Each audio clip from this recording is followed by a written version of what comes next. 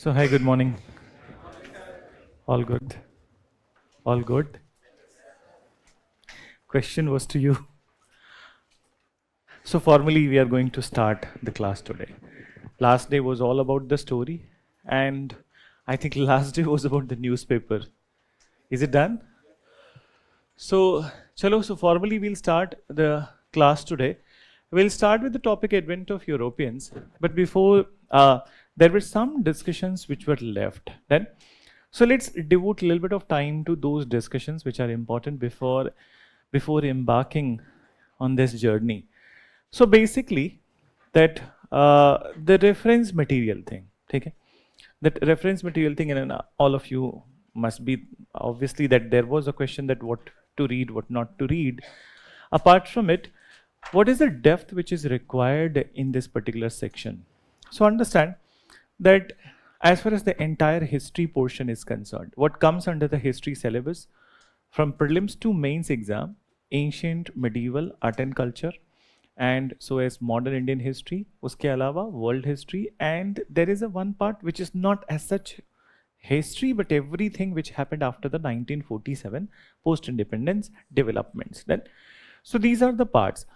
Out of these all parts, I hope all of you know that post-independence and world history is only in the mains examination. It isn't to be asked in the prelims examination, and rest of the portions are there in the both the stages. So, for example, that ancient and medieval art and culture. So generally, that if you look at the syllabus, so of the mains exam. So in mains exam, the syllabus starts with the art and culture itself. Then कहीं पे ancient medieval mentioned नहीं है. Nowhere ancient medieval is mentioned, but it does not mean that they are not asking question from the ancient medieval. The root of the ancient and medieval is through art and culture. Then, so it is there. Then, second is the modern Indian history. Two parts of the modern Indian history is mentioned. The very first part is about the developments which are starting from the middle of the 18th century, that is 1750 onwards, and so as the important people, significant events and their contributions. Then the second part of the syllabus specifically mentions freedom struggle and its various phases and the contributors from the different parts of the country. So this is the second part of the syllabus that they have mentioned. Now let's come to that, since you have started with the history. So as far as this subject is concerned, that history cannot be summed up in one book or two book or 10 book also. The reality is that it is very vast. When it comes to ancient and medieval, so it's actually very vast. And the most difficult section of the paper, generally it is ancient and medieval. Then whenever you are going to look at the prelims paper, so prelims paper mein, it is a reality, it is a fact that the difficult section is the ancient and medieval. And modern is the one portion where scoreability is ज़्यादा, ठीक है? तो scoreability थोड़ी ज़्यादा रहती है, predictability ज़्यादा रहती है. That's for example that even the very tough paper is there, so there is always a chance that 75% of the questions with the normal study you can do in the modern Indian history. Art and culture is also better as compared to ancient and medieval. So in art and culture also, that if you have done the classes and the resources that we have mentioned to you, so आराम से अगर जो paper easy है तो you can do 85%, and if paper is difficult, so then in that condition also you can attempt 75%. Then, but then when it comes to ancient and medieval, even in the best case that if you are well read and if you have done all the normal sources, if you are able to do 50% of the questions in the prelims exam, I'm just talking about the prelims exam, so then it is considered as a very good thing. Okay? So since, see, that you have just started, we know that what has been conducted from last 25 years, 30 years, then looking at the paper and analysis of the paper. So, and if suppose that 6 questions are asked from the ancient and medieval, 4 अगर जो correct कर लेते हो, तो pat yourself, you are one of the best candidate. अगर जो 6 में से 4 करेक्ट कर लिया तो you're one of the best candidate. And then out of 6, if you are attempting 3, so you are still in the fray. You have done a good attempt, at least half the knowledge. So you will be always in the prelims cleared list, that those who are going to write the mains. So ancient and medieval is this part. Then what about the world history? Let's have a little bit of discussion about all the parts of the history. So world history is mainly that it is the part of the mains examination and not in the prelims examination. But mains examination, the pattern is that earlier when the new syllabus has started, and when it started 2013, so in the very first year there were 3 questions in the mains examination from the world history part, but uske baad se dheere dheere kam ho gaya, theek hai. So they started asking 2 questions and then 1 question, and then 2-3 year they didn't ask any question. So for example, from last 3 years there hasn't been any question from the world history in the mains paper. So the number of the questions have decreased little bit then. And ऐसा मान के चलो जो trend है पिछले 10 साल का, according to the trend of last 10 year, world history question 1 question each year. Then what about the post independence? This is the one of the most neglected section. So UPSC asked in 2013 exam 3 questions. उसके बाद आगे आने वाले 10 सालों में सिर्फ एक सवाल, only 1 question they have asked. So they have neglected. So the idea is to assure you that for these 2 sections, first of all, abhi se pareshan hone ki zarurat nahi hai, because it is a mains part, and whatever that will be done in the classes, whoever is taking the classes, whichever faculty, for world history or post independence, your class notes would be enough for world history and post independence. Uske liye koi na kitab kharidna, कुछ भी ज़रूरत नहीं है. But rest of the section we need to have some little bit of recommendations, some reference material. So let's start with the, since it is the modern class, जब ancient medieval होगी तो ancient medieval की बात करेंगे. So in modern, so a general survey, I just want to know that have you purchased any book? अच्छा, किसी ने कोई बुक परचेज किया हो तो हाथ रेस करो. And I hope it is a spectrum. ठीक है. सो सी दैट, मतलब you can go with that, there is no issue with the spectrum. खरीदना चाहते हो तो खरीद लेना, पढ़ना चाहते हो तो जरूर पढ़ लेना. But then whenever you are going ahead with that particular book, so you don't need to read each and every chapter of the book. ठीक है. So since people said that spectrum, so इसलिए spectrum के बारे में बता रहा हूँ. There are total 10 units. Unit number 1 you can skip and unit 10 you can skip. Two optional है, देखना चाहो तो देख सकते हो unit number 2, but unit number 10 you can completely skip. So when you are skipping unit number 10, you know what you are skipping? Post independence. ठीक है. तो उसमें लगभग 300 पेजेस पोस्ट इंडिपेंडेंस के, जरूरत ही नहीं है टाइम बर्बाद करने की पोस्ट इंडिपेंडेंस पे. ठीक है. As I mention that for post independence it is a main section, and classes 7-8 classes जो भी होंगे उसके, that will be much more than enough. ठीक है. So don't read that particular part. Very first unit is all about the historiography. If you have a history optional, so then you read. But history optional नहीं है तो unit 1 भी छोड़ दो. Unit 2 I'm saying it is optional because unit 2 में उसमें जो भी दिया हुआ है, whatever you will be doing in the classes, that will be better. Then, and as far as unit 3 to 9 is concerned, you can read. If you want, you can read. But then this is not, मतलब I'm recommending this, is I'm saying that it's not a bad book. मतलब people read it, that's a reality. Why I should negate it?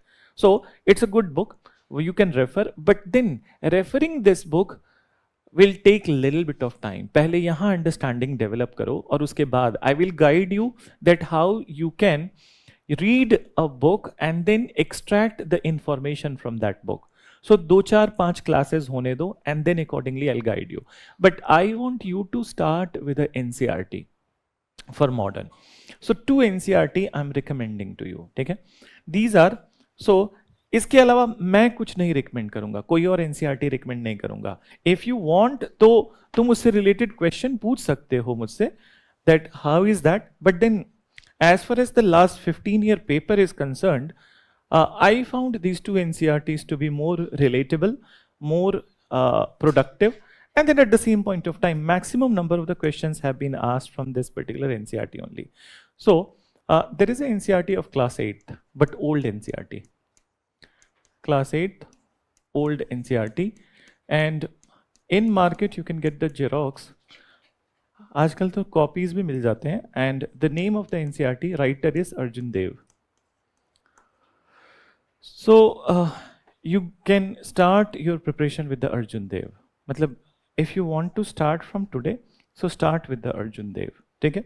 It's hardly 240-50 words, 240-50 pages, and within 4-5 days itself you'll be able to well versed with this NCERT. Then once the modern course is over, ये course के साथ साथ में अभी start करोगे, and once the course is half over, so then you can go to themes in Indian history, themes in Indian history part 3. So themes in Indian history part 3, it is a new NCERT. So new NCERT of class 11th done. So this you can refer also, क्योंकि नई NCERT है, government often ask question from the new NCERT, कभी mains में तो कभी prelims में, done. So this also you will be referring. These are the two NCERTs and then your class notes. Then do you have question regarding the reference material that has been provided to you, जो vision से मिला है? 11th, class 11th, ठीक है. This is a new NCERT of class 11th, and this is class 8th NCERT. Then, so now, what about the vision material which has been provided to you? So vision material, understand that what are the number of the classes which are allocated for this section is 24. Done. So we will try to cover as much as topics which is important from the exam perspective, but then there are some topics which not be covered in the classes. So for example, जैसे मान लो we are going ahead with the regional kingdoms, so we haven't mentioned about the Sindh. Then Sindh से पिछले 35 साल में कोई question नहीं आया, but फिर भी अगर तुम्हें लगता है करना है, या फिर then that is a topic which is there in the history, so then you can do from the reference material. So overall 10% class के अलावा, that whatever we are doing in the classes, 10% additional material is there in the classroom, the content which has been provided to you. So you can refer to content for that 10%. And in fact, let's come to the class notes itself, that what has been, it's not with the ego, but then with the satisfaction, I just want to tell you that last 7-year paper, when we look into, so it has been a good, that class notes say, people were able to do 80 to 85% questions in the prelims examination, and mains examination it goes little higher. 90% of the questions you'll be able to do in the mains examination. Then, so even if you do it quite well, the class notes, then or थोड़े बहुत NCERT resources, so that itself would be quite enough for the preparation in this exam.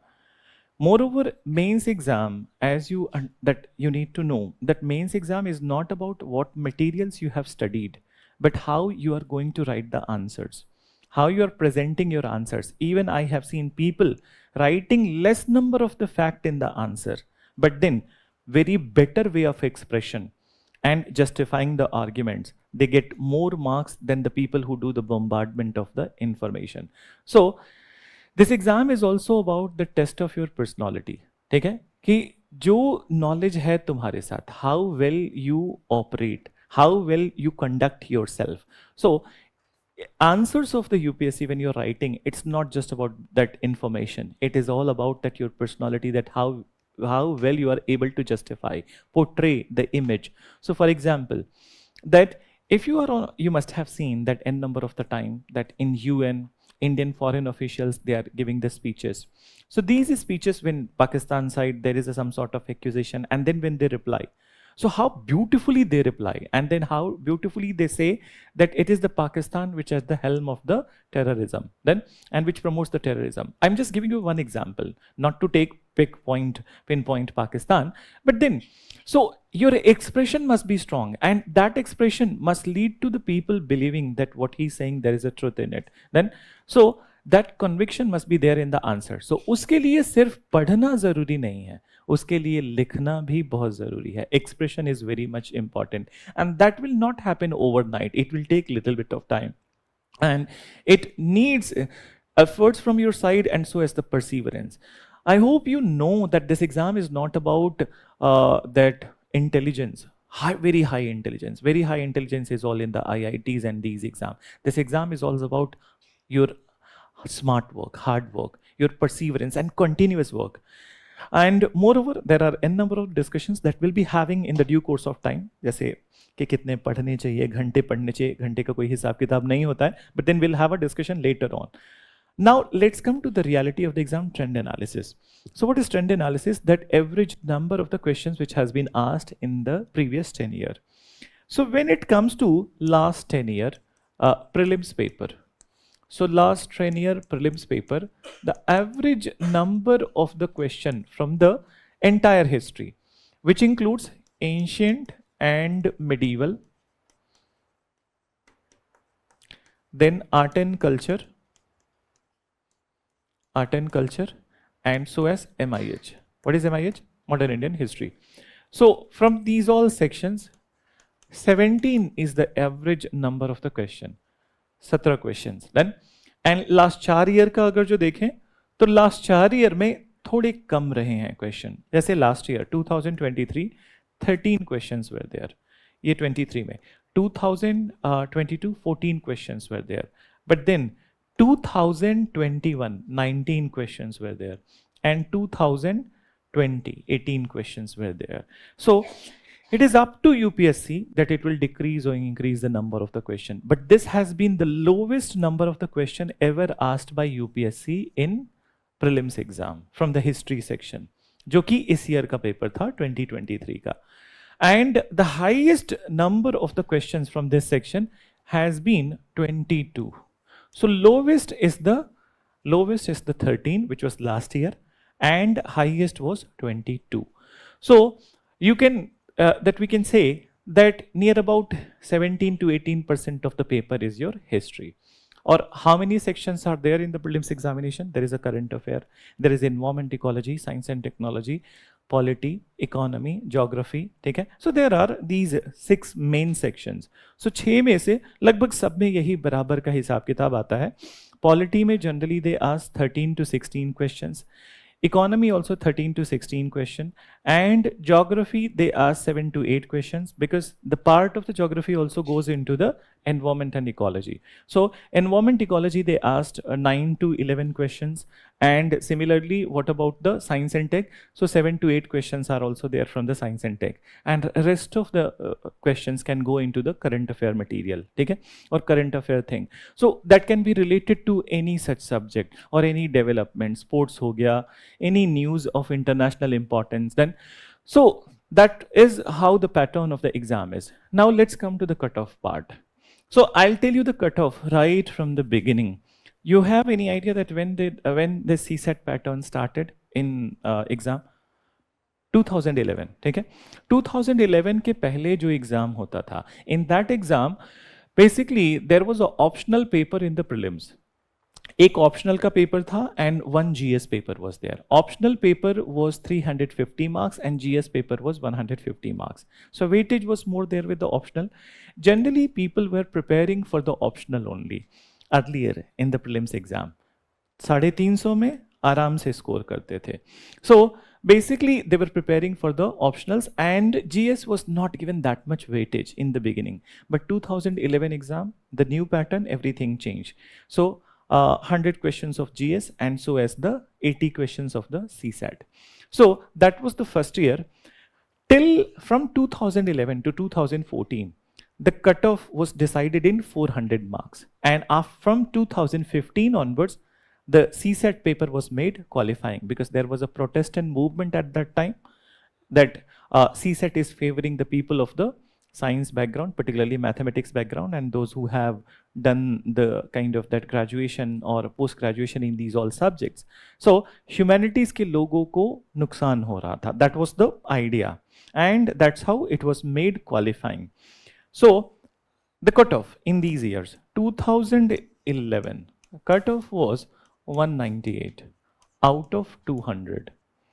2012 it was 209 out of, sorry, this is 400 not 200, so out of 400.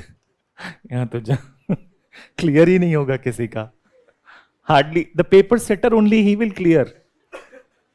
So and 2013 आज तक के इतिहास का, UPSC के इतिहास का, this was the highest cutoff, 241 out of 400. 2014. So 2014 was 205 and that's how. So यहाँ से सब कुछ change होना start हो गया. So these were the first 4 years of the CSAT exam, and often it is said as in the history of the UPSC, golden age for the engineers. Because GS में बहुत number से I have literally seen people scoring that out of 200 in the CSAT paper, 192. 192, 186, 180 cut off CSAT paper से ही clear हो जाता था. तो obviously it was giving advantage to the people who are from that background. So then 2015 onwards things started to change, and this is the year 107. 2016 cutoff is, and this is in 200, so 116. और यहाँ से decline start होता है after this 2016 paper. So the cutoff becomes, I'm not writing all of it, so 98, then 98, 96, 92, 87, and expected this year 84. Then, so cutoff is going down. And when cutoff is going down, so if we take this as a marker, yahan se, cutoff is going down. So when cutoff is going down, is the paper becoming tough or easy? Tough. ठीक है. And what is the percentage? अगर जो 200 में से 84, so what is the percentage? 42%. And this is a general cutoff. Then, so general category cutoff. So 42% पे you are clearing the exam. Then, so it means that paper has become tough and difficult questions are asked. So when the difficult questions are asked, so do you need to attempt all the entire questions in the paper? So accordingly, you need to decide your strategy. And moreover, do you need to correct 100% of the things? You can't do. Possible ही नहीं है. ठीक है. So understand that no matter what, ठीक है, that whichever source you are referring, suppose कि तुम्हें लगता है that I will refer to a book which is 2500 pages. ठीक है. Modern के लिए मान लो. Is there any guarantee that UPSC would be asking from that 2500 page itself? Because there is history which cannot even be summed up in 1 lakh page. Then, so I'll give you a very better example that in one of my channel, I have gone with one topic. Nobody knows, okay, that nobody knows that who was this lady Meera Behan and how close she was to Gandhi. Then, and किसी भी किताब में नहीं लिखा हुआ है, but then किसी दिन यूपीएससी को मन किया, पूछ दिया, फिर उसके बाद तो किताब में ढूंढते रह जाओगे. Then another thing I will tell you. ठीक है. Let's look at the questions even in the modern also that 100% में सिनेरियो में लेके चलते हैं. So there would always be 1 or 2 questions which are beyond your attempt, that beyond anybody's attempt, even if whatever you have read. Let me tell you one example. Example was that there was one question which was asked in 2020 itself, Baba Valgavkar, okay, related to the people who were writing literature on the untouchable society of India. So Baba Valgavkar, it is said that he was inspiration to B.R. Ambedkar also. But then no book in the market which जो popular है, जो हम लोग पढ़ते हैं यहाँ पे UPSC के market में, hasn't mentioned. Then and hasn't mentioned, and then after this question was asked, even after, and इसमें कोई elimination भी काम नहीं करेगा. The factual questions, when they are asking factual questions without the combination, so elimination method will be eliminated itself. Then, so in this question, either you, the only 2 possibilities are there. Either you know or you don't know. Then you can't do anything about it. Similarly, there was one more question which was asked in 2020 itself. Then the question was related to Deser Katha. Then, so question was related to Deser Katha, and this is the name of the book. And then they asked that which of the following statement related to the Deser Katha is right. Then, so it was written by Sakharam Ganesh Devskar, and Deser here means that the area of the Bengal. So different terms, 3-4 statement the. You needed to identify the right statement. None of the books, okay, even in many of the government sources, it is not mentioned that where is this Deser Katha, kahan se ye achanak se aa gaya. And then all of a sudden, and you know UPSC market is also very unique, okay. So we figure out that कि आज question आया, शाम तक हम figure out कर लेते हैं कि कहाँ से क्वेश्चन आया है. And then everybody got to know that there is a book, ठीक है, which is written by a lady, professor Ishita Dube Banerjee. Then and Ishita Dube Banerjee, she is professor in the Cambridge University. She has also taught in the Mexico University. And her book was released, and all of a sudden, that this question was asked. Then, so now once the question was asked, एक हफ्ते के अंदर पूरा old Rajendra Nagar market Ishita Dube Banerjee से पट गया. And everybody was like, तुमने खरीद ली? हाँ, मैंने खरीद ली. ठीक है. Then next year you are preparing from the Ishita Dube Banerjee. ठीक है. Maybe UPSC will not be asking from the Ishita Dube Banerjee. They will be asking from the book of the another professor from the Raharia University. Then any university they can ask. So can you track UPSC? No. And 100% तो score ही नहीं करना है. Moreover, 100% score कर भी नहीं सकते. Even if you get highest in the prelims, out of 200 you get 170 marks. ठीक है. So will the Prime Minister of India come to you and say that कि आपका रैंक हो गया है, आप मेंस नहीं देंगे? ठीक है. Will you get any recognition? Self satisfaction के अलावा और कोई रिकॉग्निशन नहीं है. तो in prelims exam you don't need to be emotional, you need to be practical, and you need to allocate time to all the subjects, do the cost benefit analysis. I hope you got it. So whatever sources, this all discussion is all about that whatever sources that you are referring, इन्हीं sources से सबका clear भी होता है, सब लोग rank भी पाते हैं. ठीक है. The last year that चलो मतलब as far as the advertisements are concerned in the market, that is a one medium to reach to you, but then many a times many of the advertisement becomes preposterous then. And the real thing is that those who were from the class, so let me tell you that the last 2 year ranks, the rank 7 Wasim, and so as the uske pehle Utkarsh Dwivedi, so 5th rank and 7th rank, they also studied the same sources, they also cleared all the attempts with the same sources, and they got these high ranks also. Then you can refer to their talks which is there on the Vision platform. So Wasim, and so as the last year rank 7 Wasim, and uske पिछले वाले उत्कर्ष Dwivedi. And then these are the classroom student, इसलिए बता रहा हूँ. ऐसे तो बहुत लोग हैं जो क्लासरूम स्टूडेंट नहीं है जिन्होंने आके अपनी स्ट्रैटेजीज डिस्कस की है. But then it's always better to look at the classroom students of your institution. And then Subham Kumar, rank 1. Okay? So look at, he was also the classroom student. Then look at that what they have said and what they have really referred to. But then you also need to be very much cautious about one thing, that we all are, we behave in two ways. It's not about the double standards, but we behave in two ways. One is a general discussion. What is general discussion? That ये record हो रहा है, ये online भी जाएगा, YouTube पे जाएगा, ठीक है? But not this class, but then any session which is happening. So then what happens? So I will be, if that session is going to be on online and YouTube, so I'll be ideal. I'll be behaving the topper will behave in an ideal manner.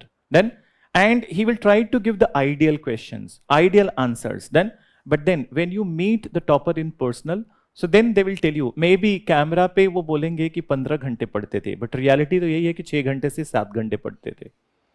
ठीक है? I'll tell you one, actually, so I just want to share one incident before starting the classes. A friend of mine, ठीक है? We used to live in the, that closer to old JNU campus, then Hoj Khas.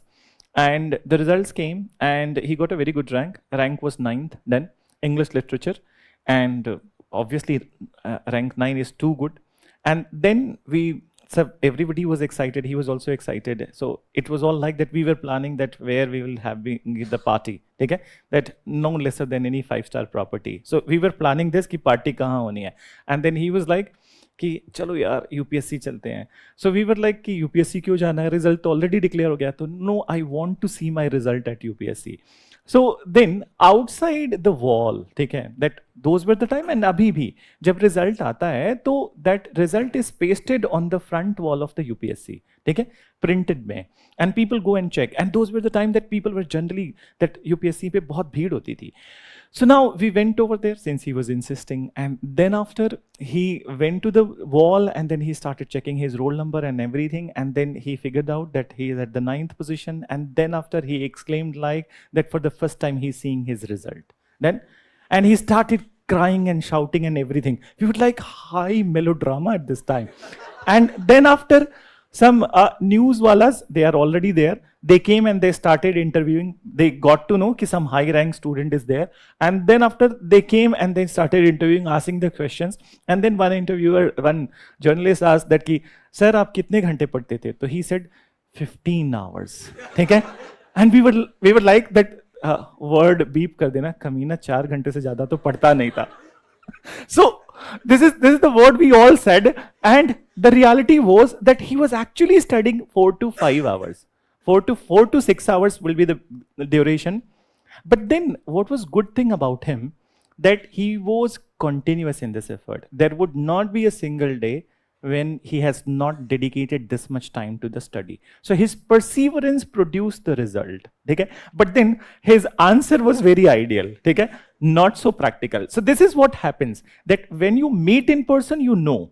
Okay? But then over here on the camera and now in the social media age, people try to behave in an idealist manner.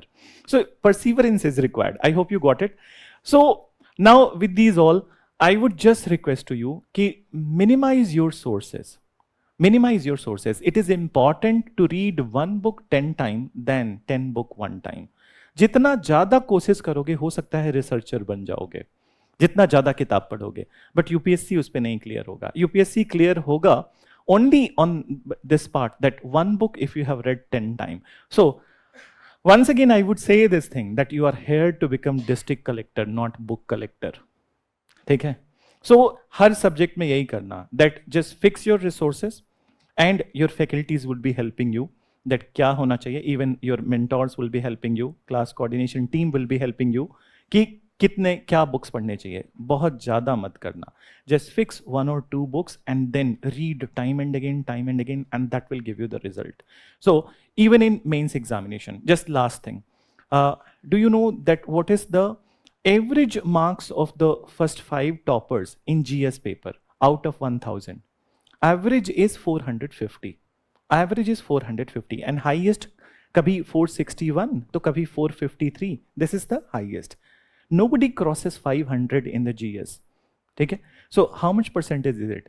45 to 46%. Then so 45 to 46%. So it itself is indicative that 100% to topper ko bhi nahi aata hai. He only knows 80%, and in that 80%, he scores 45 to 50%. Then, so that's what you need to keep in mind. Okay? So, chalo, with this entire discussion, let's go ahead with the topic. But kuch sawal ho reference se, so you can ask once we are embarking on the topic. थोड़ी देर बाद, ठीक है? तो topic start करें? Done? चलो. So we are going to start with the advent of Europeans. Advent of Europeans. And actually the story of the modern Indian history, it is all based in the medieval. So now understand that how it is all spanning out, okay? That why India was important to the European world. So basically, last day also we had a discussion that India was important because India is a biodiverse country. We have so many things to offer to the world, then, and it includes many agricultural commodities, and we are endowed with so many natural resources which are non-existent in the European part of the world, but then it was all sourced from India. We had a discussion on the spices, black pepper, in the last class, that how black pepper was so important to make the food tasty and so as preserving the meat and so as that medicinal purpose. Similarly, another native spice of India was cardamom, okay, which is also very important in making the food tasty. So cardamom and black pepper were the initial trades of India, but no, it is not limited to cardamom and this, but also cotton. So when it comes to cotton, cotton was the native plantation of India, Indian subcontinent to be very precise. So native plantation ka matlab, for the first time in the world, it has grown in the Indian subcontinent. And because of the reason that European, Greeks, Arabs, they used to call cotton as Sindon. And the meaning of the word Sindon is that the one which emerged in the Sindhu Valley. Then, so cotton was one such variety. What about the silk? So India is also endowed, naturally endowed with the silkworm. Then, and silk cultivation happens in India. India and China are the two countries which were known for the silk.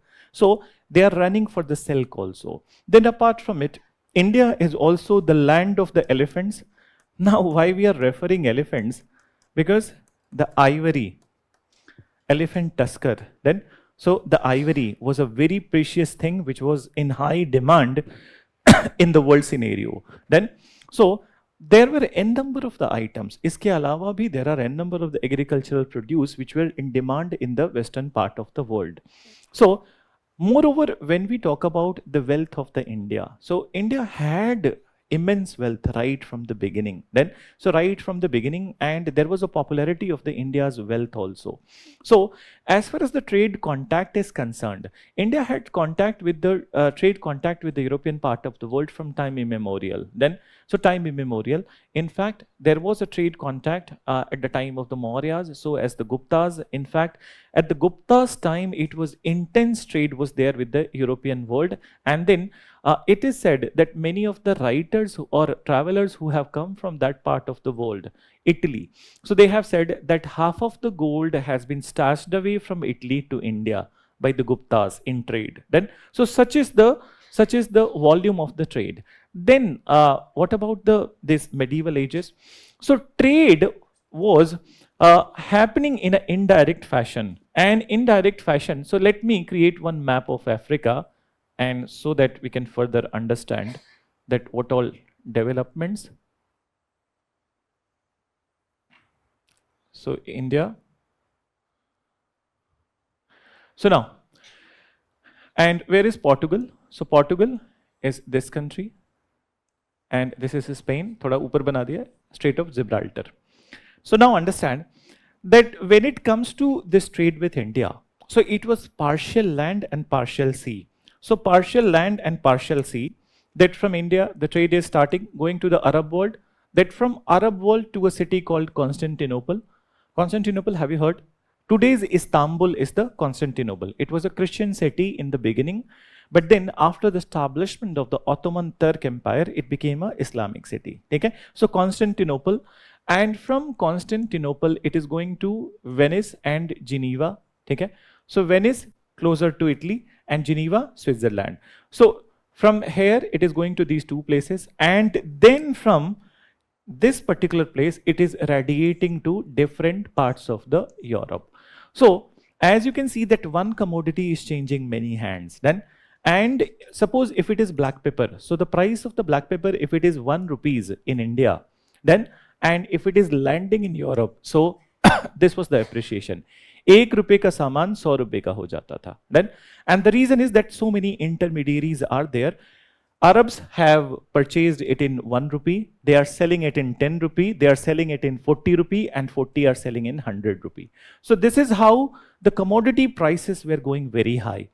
So after the that 15th century, okay? So 15th century, or basically in the 15th century, majority of the European countries, they started to, they decided that they will be finding an alternative direct route to India, and they will cut these intermediaries. So that's how it is Spain and Portugal who started the adventure in the sea. And with their adventure, it is the Portugal which was successful, and Vasco da Gama. Finally, in 1498, he has taken this route, and first he arrived at a place called Malindi in today's Somalia, and then from here, he has come to Calicut in Kerala. So this is the route he followed, and that's how this is a new event in the history. But moreover, before going into the Portuguese or starting with the Portuguese or Europeans, I just need to tell you that Arab influence in India. Please understand that Arab traders had a very good trade relation with India from the very beginning. The reason is that they were the natural trade partners of India. When I'm using the word natural trade partners, इसकी कोई वजह होगी. So just understand. जब आगे you will be reading geography, so you will get to know about some of the phenomena which happens in India. So for example, जून से लेके सितंबर के बीच में, what is it? Monsoons. ठीक है. So monsoon. So monsoons in India, it's a unique to the Indian subcontinent.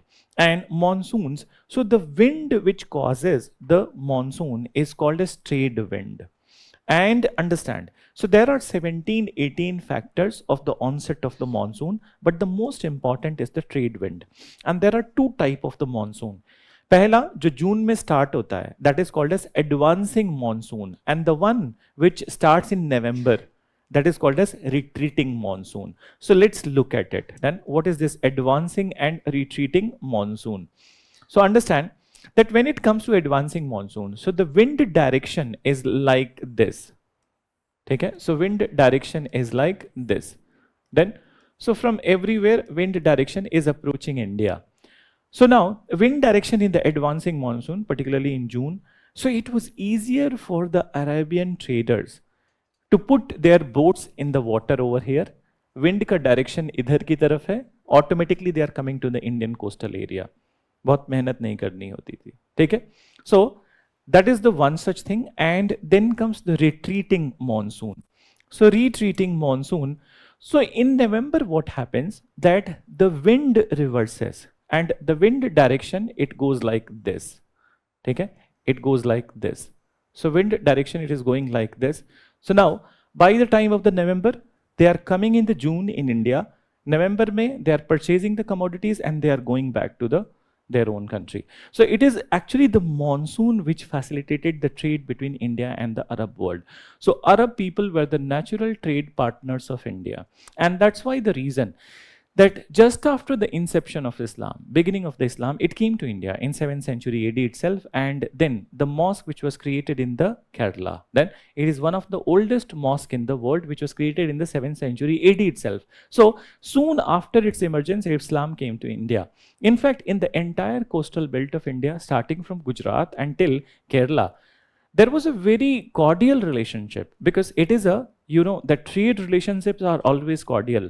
And we have commodity, Indians have commodities to sell, and Arab traders are the buyers. So this is how there was a mutual respect towards the Arabs and the Indians. Then now this Arab trade is dominating India, and that's why the trade is becoming costlier to the Europe. So these Europeans wanted कि direct trade होगा, so then Arab influence can be cut. Then so that is the intervention. Now 1498, Vasco da Gama discovered the route to India, and then he landed at the Calicut. So that is a story we'll be further exploring in the Portuguese episode. But before that, I just need to go into one introduction of the entire Indian history part. Then, and we'll be dictating, but just listen to it. So as far as that this discovery thing is concerned, Portuguese were first to arrive in India in May 1498, and after the Portuguese, the second to arrive in India were Dutch. Second to arrive in India were Dutch from the direct sea route. Third were British, fourth were Danish, and last were the French. Okay? So 1498, if we take into the consideration, and then if we end our timeline by 1947, so how many years? 450 years. So in this 450 years, since the arrival of the first European from the direct sea route until the independence of India, much change happened in the Indian society and the Indian history. Much water has flown under the bridge, meaning that much changes have happened in India. And what are these changes? So these changes, so it's a generic thing we are talking about, not the universal. So the changes are that the Indian society ke baare mein, if we talk about, so Indian society, which was, the nature was feudalistic, conservative,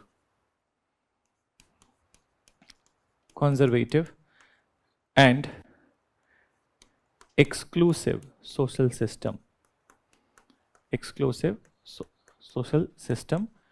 Now, it got transformed into, in this 450 years, the transformation has happened from this status to, so feudalistic has transformed into capitalistic. These are some key terms which we'll understand in due course of time. Then conservative ke jagah pe we became progressive. And then exclusive social system was replaced by inclusive social system. Inclusive social system. So this is the change which has happened in the 450 years in the Indian society and history, to say in a nutshell. So feudalistic. Can you explain that what is feudalistic, or have you heard the word feudalism? Ownership of land, feudalism, ठीक है. And Hindi में कोई word? सामंतवाद. Very good, exactly. सामंतवाद. Any closer term? सामंतवाद के closer term जो use होता था British के time पे, मुगल टाइम पे? जमींदार. ठीक है. So zamindar. So it is associated with the land, as you said. So ownership of the land. So basically the system of the production. What is this? These two words which we have written, feudalism and capitalism. These are the system of production. Okay? So in feudalism, there is a feudal lord, and on the land of the feudal lord, there are the vassals and then many other people, that those who are the laborers, you can say, in a kind of a generic language. So they are working on it. They are working, but they are not the owners of land, and that is how the profit is generated. So that was the system of production in those times. What is capitalistic? So industry base. So industries are owned by few people, and then workers are working, and then the products are created, and then after, profit is going to mainly to the capitalist. यहाँ पे भी profit is mainly going to the feudal lord, jamindar. So देखो, this change is positive or not, that we are not discussing कि positive है या negative है. We are just discussing what has happened. So feudalism to capitalism, we can't say that it is positive or negative development. It's just a development we are saying. It can be good if the capitalist is good. It can be bad if the capitalist is bad. Then, so that depends on the personalities. Then let's come to the next one. Conservative social system to progressive society. So conservative society to progressive society. So what is conservative? Yes, very good. Not open to change. Orthodoxy. ठीक है? So कोई नया change accept नहीं करना. ठीक है? So for example, in the conservative society, that marrying in outside the community, not open to it. Okay? So that is conservative. Then eating with the other communities, not open. So then conservative society. Then so conservative society too, we became progressive, open society. Open society meaning that there is much more acceptance of the things. Then so you are ready for the change. That then let's come to the third one, exclusive social system to inclusive social system. So what is exclusive? अच्छा, exclusive will include more number of people or less number of people? Less number of people. So for example, ऐसे ही मान लो कह दिया जाए इसी class में that we are going to start with the exclusive batch for this year prelims. So then the word itself will be indicative, very less number of the people will be there in the batch. And what is inclusive? It will include more number of the people. So now, can you tell me that before the independence of India, has everyone a say in the politics of India? No. Has everyone had the right to vote? Everyone had citizenship right? No. But now everyone is inclusive, equal. All of you can decide your political masters. Then by through your vote. Then and not just vote at one place but many places. Gram Sabha se leke Vidhan Sabha and then Lok Sabha tak. Then that is not the only thing. Was there equality in the society earlier? No. That some sections of the society, they were favored, and those sections, some sections of the society, they were not favored. Let me tell you one thing, that such was the that scenario of the untouchability in India, that many of the untouchables in the Indian society, they were not allowed to fetch even water from some of the sources. We'll go into that detail, but I'll just telling you one incident. Indore. Then in Indore, there used to be this talab, okay? And name of the talab was Chavadar Talab. Then in the Chavadar Talab, it was the source of the that sweet water, which people of the upper caste and that Brahmana, Kshatriya, Vaishya community, then they were tapping the water from it and they were using the water for usage. But then untouchables were not allowed. Then, and that's from where the campaign of Dr. B.R. Ambedkar started. He created a group of the people, okay? And those people from that untouchable community, and they have gone and they have taken the water from that particular talab. And that is the time when Dr. Ambedkar has said that एक कुत्ता यहां से पानी P के जा सकता है. It's not about defaming the dog. But then a dog is allowed to drink the water, but then the human being is not allowed to drink the water. Then, so what is this? So what was that? Exclusive social system. Exclusively कुछ लोगों के लिए है, ठीक है? And now is it the case? No. So can you tell me that what is the biggest document of the inclusiveness in the Indian society? Constitution of India. Very good. Exactly. Constitution of India. So in the eyes of the Constitution, we all are equals. Then nobody is big, nobody is small, everybody has the equality of the opportunity. So this is the change which has happened. वैसे इतना easy change तो नहीं था. That तुरंत तुरंत हो गया, 450 साल लगे. And how this change has happened? So there are many such reasons behind it. That the reason of the change is, first of all, self-assertion. Self-assertion based on introspection. Based on introspection. So it all happened because of the self-assertion based on introspection. What is self-assertion? Understand that in 450 years, what we witnessed, that just because of that so much of divide between ourselves, हम खुद ही इतने बिखरे थे, divided थे, that it was utilized by the British East India Company, and Britishers colonized us because we were not united. Then, so we were not united in our own country, we became the slaves of the foreigners. So now, once we became slaves, so then we started realizing that we have been reduced to a status of the slave in our own land. And then how we started self-asserting. What is self-asserting? अपने हक की लड़ाई. ठीक है? So अपने हक की लड़ाई. So we started this self-assertion based on the introspection. And what is this introspection? That it is we who were responsible for it. कि हम खुद में इतने divided थे. We were so divided in ourselves that the others dominated us. Now we need to get united to expel the others. Then, so it was based on the self-assertion, based on introspection, so as external stimuli of ideas. External stimuli of ideas. And what is this external stimuli of ideas? That, understand, Europe itself has emerged from the dark ages. When you read world history, so then you read about there is a phase in the history of the Europe which is called as dark age. In this dark age, Europe was in the phase of the terror, and terror of no other person or institution but church. There was a terrorism of the church. Let me give you example. What was this terrorism of the church? Even any scientific invention cannot happen, okay, in the Europe. If anybody is giving any opinion which is against the church, they were burnt alive, then, and they were hacked to death. So for example, view of the church, yes, Galileo, okay? So view of the church is earth is flat, okay? And if Galileo is going to say that earth is oval, so then he was hacked to death. Then, so there was a fear, there was a terrorism, and then, you know, in these situations only, from the darkness only the light begins, okay? It is that if there would be no darkness, so there would be no such birth of the light. Same is true in the that physics also. If there would be no black hole, so there would be no Big Bang. Then, so Big Bang happened in the Europe. People now they were fed up with it. That कि बहुत हो गया, मरेंगे या जिएंगे. But then we will fight for our rights. And these many such thinkers then. So आगे आने वाली कोर्स में we will talk about those thinkers also, like thinkers like Voltaire, John Locke, Rousseau, then Thomas Hobbes,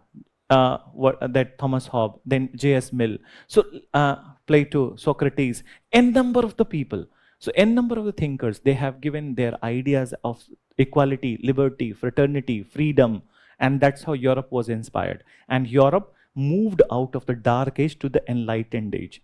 So jab Europeans have come to India, these all ideas which enlightened Europe, now it is available to Indians also, and Indians also started using the same concepts to contrast, to contest the British authority, to oppose the British authority.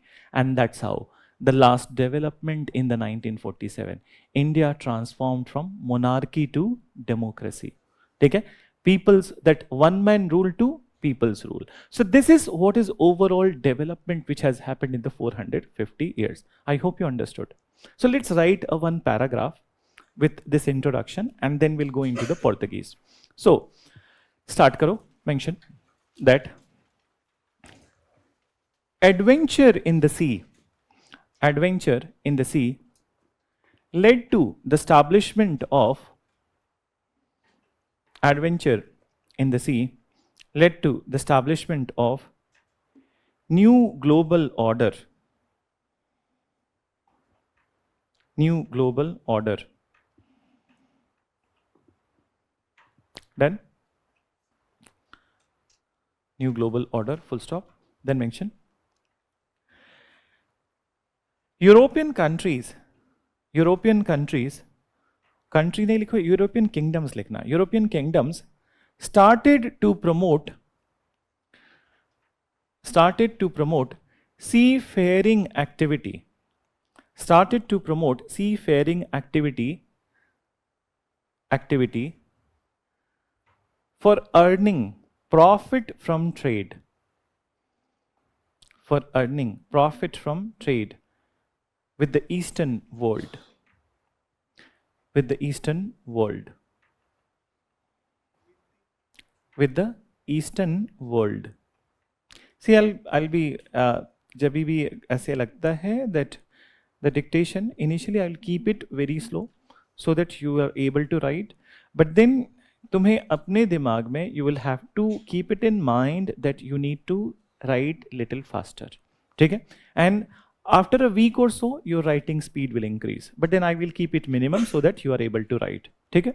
And then later on, you tell me that मैं observe करके फिर दिन तब I will share that what techniques you're incorporating in your answer writing or your writing so that you can improve your speed. So there are some foolproof techniques of it, but I'm not sharing in the beginning. Let's have a look कि 4-5 दिन तक तुम लोग कैसे लिख रहे हो, ठीक है? So mention further. So what you have written? Last line.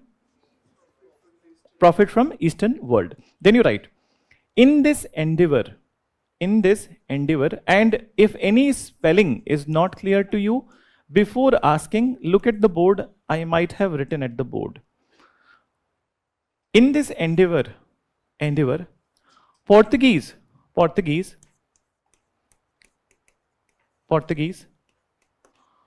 were the first successful people. Portuguese were the first successful people. Then successful people, full stop. Portuguese sailor Vasco da Gama. Portuguese sailor Vasco da Gama was the first to find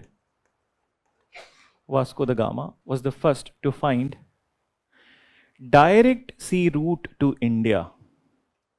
Was the first to find direct sea route to India.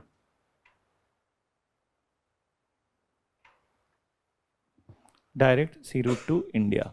Then in 1498, 1498, in 1498.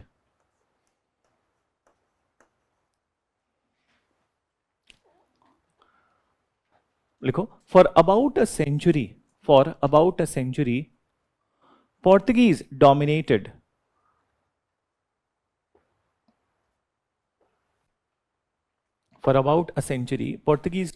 dominated Indian trade.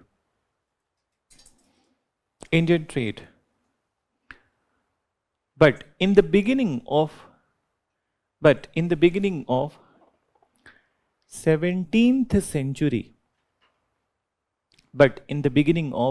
17th century, other European companies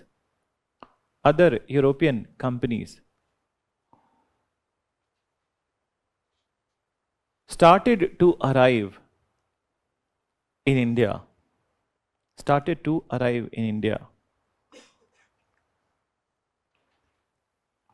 Full stop.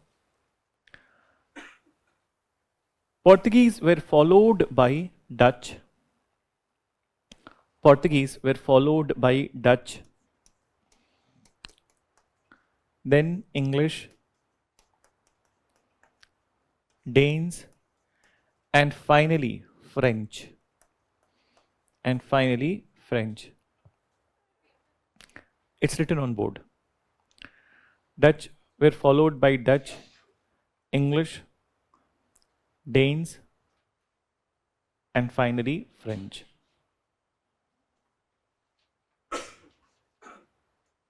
Then mention after it, you write, since the arrival of first European,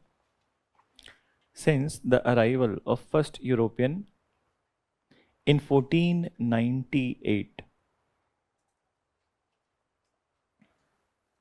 since the arrival of first European in 1498 and till the independence of India in 1947, till the independence of India in 1947, much water has flown under the bridge, meaning many changes have happened. Much water has flown under the bridge.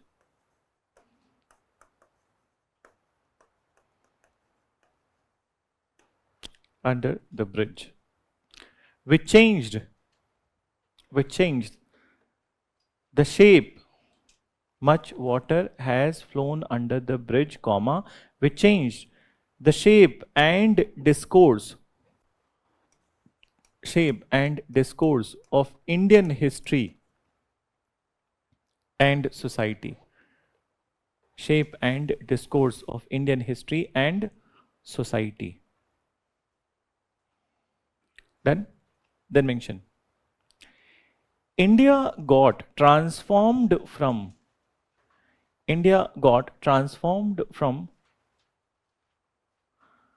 the status of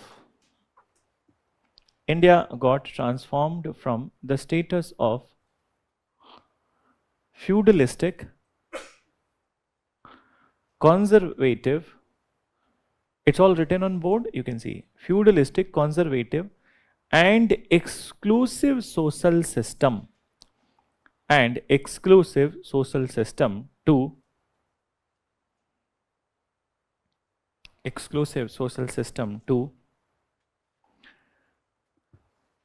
capitalistic, progressive, and inclusive social system. Capitalistic, progressive, and inclusive social system. Done?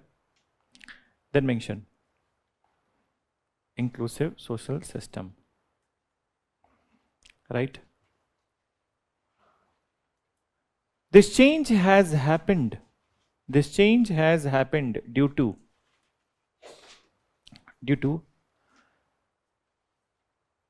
self-assertion. This change has happened due to self-assertion based on introspection. Self-assertion based on introspection.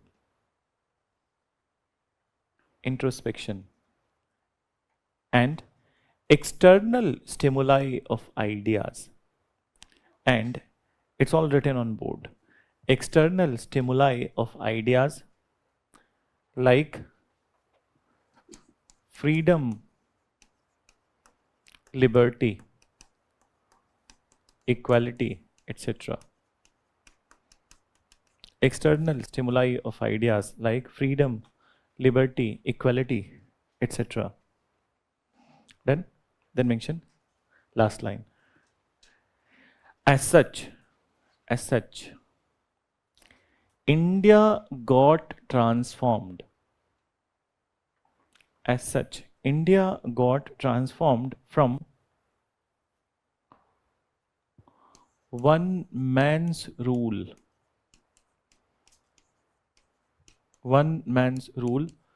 to people's rule.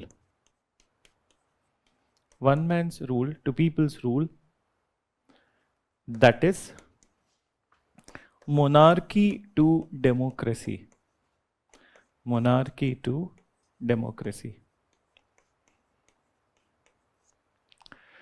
So this introduction is very important because this is the summary of the entire Indian history of the 450 years.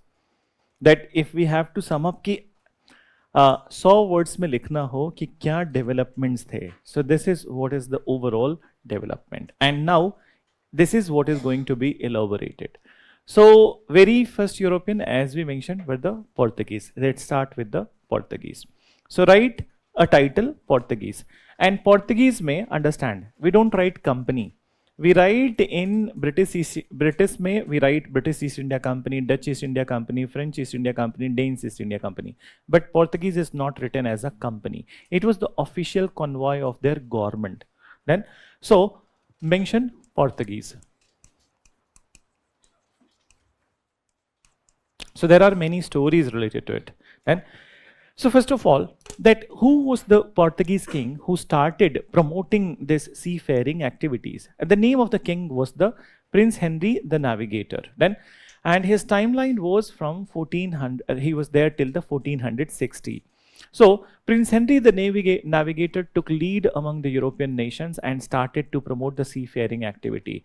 And after him, the Queen of the Spain, Isabella, she also started taking initiatives. Then, so with the promotion by the Spain, the sailor whose name was Columbus, he started for India, but he landed in West Indies. Then, so West Indies, and then he is called as the explorer of the America. Then, but then India to nahi mila.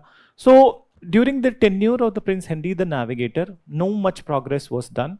But then during the tenure of the next king, King John II, there was a sailor whose name was Bartholomew Diaz, and he has reached to Cape of Good Hope. So we'll talk about it. That after this, what has happened. But let's discuss what is the purpose of the Portuguese to come into India. Trade to hai, obviously, the primary objective is to earning profit from the trade. And the secondary objective was the promotion of the Christianity. Okay? Still the church is important. They cannot irritate the church. Without the permission of the church, still the things were not happening. Then, and they were taking the permission of the church, and then they were going into the other direction. So, promotion of the Christianity was also there. And in other words, that some of the books they refer or they say that it was all about three things: God, gold, and glory. Okay? So God, gold is the profit, God is the Christianity, and glory means that obviously when you are creating a colony, your prestige increases. So this was the objective of theirs. But then I'll tell you one interesting story. Okay? That story, these stories, and see that way of my teaching is that I'll be giving you so many stories. The reason is that these are the stories through which you remember the fact.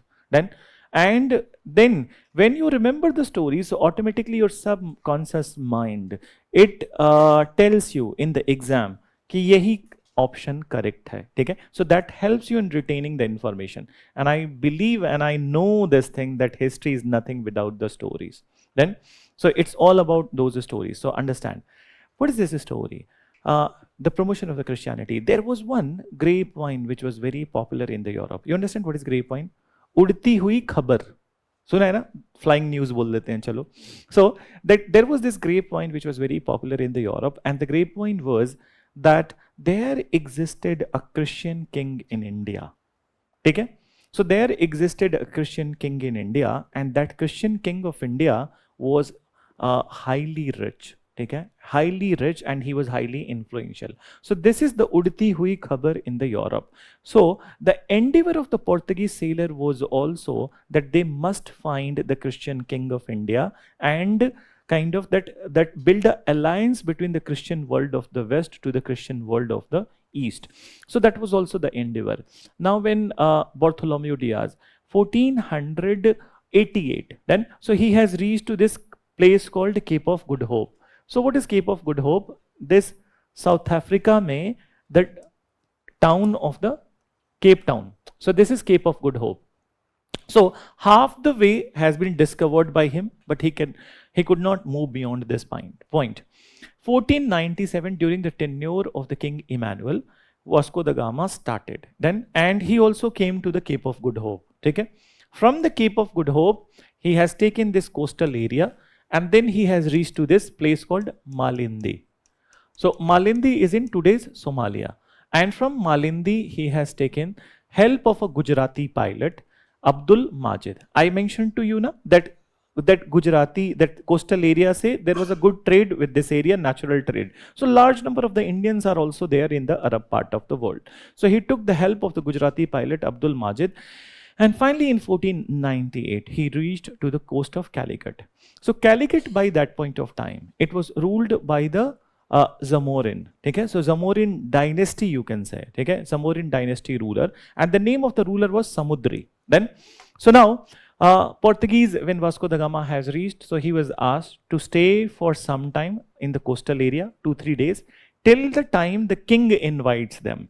So now, the king Samudri of the Zamorin invited, okay, Vasco da Gama. So now, Vasco da Gama and his men, they were taken to the palace of the king through backwaters of the Kerala. Backwaters, have you heard backwaters? It is the extension of the sea in the land. It's a unique piece of the natural environment in India. What is so? Anybody from Kerala in this class? I just want to know 2 people. Okay? At least, kam se kam kuch log hain. So, backwaters are very beautiful also. And what happens? Have you heard about that? These water plants, hyacinth. So you know what happens during the daytime. Backwater pushes the hyacinth. ठीक है? हिंदी में क्या बोलते हो? जलकुंभी. यही बोलते हो ना? नहीं शर्माओ नहीं, कोई भी वर्ड यूज कर सकते हैं. ठीक है? I'm so वो that pushes the hyacinth into the sea. ठीक है? So daytime daytime it is all clear and nighttime sea pushes the hyacinth into the backwaters. Then so this is a unique thing which happens over there, and backwaters are also one of the tourist attraction in the Kerala. So from the backwaters they were taken to the palace of the king. Then on the way there was a Hindu temple, and now these that Portuguese, they were asked to disembark and pay their homage or obeisance to the temple. Now what they are looking, so they are looking at the priest who were there in the temple. These priests are having a thread, okay, that sacred thread they are wearing, and they have the white chandan, okay, the sandal on their forehead and on their stomach also. So now Vasco da Gama has written in his memoir that he was confused at what it is. Then he said in his mind itself that I must not disrespect the tradition of this area. I must also take that paste and put on my forehead. But then when he was searching for the chandan paste, he did not got it. Then he got little bit of sand, white sand, and he took it and put it on forehead and then stomach. And all the other Portuguese, they started rolling on the stand, as if that they are respecting the tradition. So that was a funny thing which happened. Now after it, they have been taken to the king's palace, and there was Indian style welcome over there, Atithi Devo Bhava. Then so some flowers were showered on him, and they were obviously that they were very happy with it. Now he was so happy that he lost his senses also. And what he did, he has written clearly that I felt when I met Samudri, so I felt that he is the Christian king. Okay? He was not able to know, even figure out that what was that temple. Then so he forgot, and then he started to conversate with the Samudri in Portuguese language. Then that I am very elated and happy that I am the one who have found the Christian king of India. Then so Christian king of India, and I'm elated to say this thing that once I'll be going to my own kingdom, and when I'll be telling my own king, so he will be happier than ever. This will be the happiest moment of his life. He went on like All India Radio, and then after when he has spoken everything, and Samudri was like that, dude, I'm not able to understand any word. And then he was like, yes, yes, yes. And then finally, so then he realized that none of them are able to understand it. So then the people were called who can translate it. And then the translations of the other things happened, not of this part. So he stayed for a while, 4 or 5 months, and then after in November, same thing. Okay? So he's returning back to Portugal, and he purchased large amount of the commodities then from the Kerala, huge cargo, and then he went to the Portuguese market, and he sold these commodities on the 60 time profit. पहले कितना होता था 100 time, now 60 time, सो थोड़ा सा price कम हुआ, ठीक है. And more over it is very beneficial for the Vasco the gamma also. So now it was known to the Portuguese that India's route has been found, and now it was also clear that he is not the Christian king of the India. That's a other religion. Then, so now, was this a right news that there existed any Christian king in the Eastern world or in India, or was it just a udti hui khabar? It was a sahi khabar. Okay, it was a right news. So the udti hui khabar that there existed the Christian king in the East, and they always considered in the East there is only one country, that is India. Okay, so there existed the Christian king, not in India but in Ethiopia, and the name of the Christian king was King Prester John. Then, so Prester John, he was highly famous, he was highly popular and very rich. Then, so the news was correct, only the location was not correct. Okay, and later on the Europeans will be finding the Prester John also, but not now. So now Vasco da Gama's success, and then after one more sailor will be sent to India, and the name of this sailor is the Pedro Alvarez Cabral. So Pedro Alvarez Cabral, he arrived in India in 1500, then, and 1501 to be very precise, then, and moreover, so Vasco da Gama came with the 3 ships. Okay, Pedro Alvarez Cabral, he came with the 13 ships. Then, and when he started from the Portugal, so the climate was not too good, and then there was tsunami kind of thing also. So he lost control of 7 of his ships, and then they sank. But then he came, 6 of his ships, and then he came to India with 7 of the ships. Then, but then Pedro Alvarez Cabral. Now we need to talk about the Christian world confrontation with the Islamic world. So they were arch rivals. Okay, Jani Dushman, as you can say. Okay, and Portuguese particularly, they hated the Arab people. The reason was obviously the trade, and trade की वजह से religion को भी hate करते थे. So now there was hell lot of this particular acrimony between them. And moreover, Pedro Alvarez Cabral, he was filled with so much of bitterness towards the Muslim community. So what he did, that when he has arrived in India, so already Vasco da Gama has established a cordial relationship with the Calicut ruler. But then what he did, Pedro Alvarez Cabral, there are a large number of the settlements of the Arab traders which were given by the Calicut ruler in the Kerala. They were in that particular area, and he tried to destroy their settlements. And not only this, he has written, Alvarez Cabral has written in his book that there was this ship. Okay, so whatever they have got, they are evaluating it in the terms of the ducat. So 12,000 ducat. And then we also collected the valuables worth 10,000 ducat. And finally, after getting these all, I burnt the ship with all the 380 people. Okay, and none of them survived. That was one of our victory on the Moorish. Moorish is what? That they were often calling the people of the desert area as the people of the Moor. Moor is the desert area. Then, and that's how. So this was a gust thing that they have done. That one of the very heinous crime which Alvarez Cabral has done. And when this news has reached to the Zamorin ruler, Samudri, so he decided that he will not allow such kind of people. See, that it's a reality that we always have been, that this land, Indian subcontinent, that India has been a land of the accommodation and land of the respect towards the others. Then, until and unless we are provoked, then, so we always had a very cordial relationship with the other people, and they were also respecting us. But then, if our Atithi has been treated like this, so then Zamorin ruler decided that he will be chasing down Cabral. The fight started between the Cabral and the Zamorin ruler. But then, fortune favored Cabral. What was that?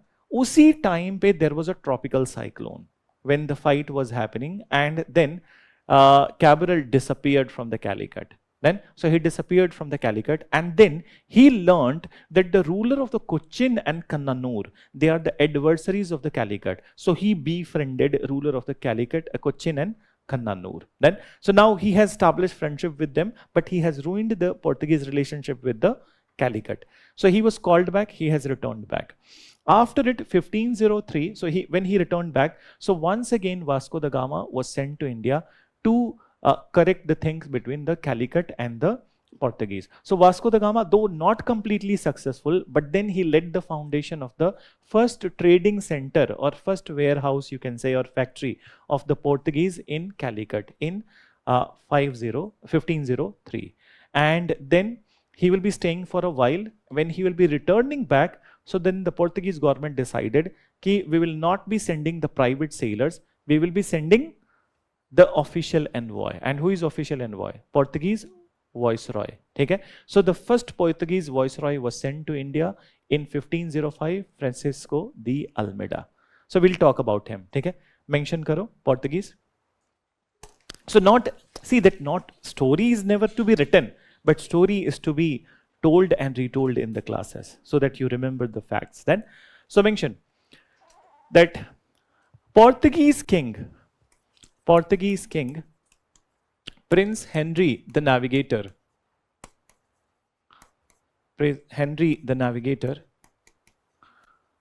took lead among the European countries, to promote seafaring activities.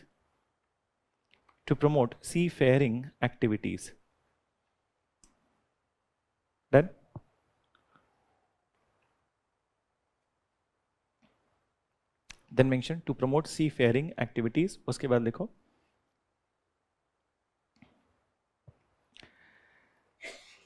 this promotion was meant to secure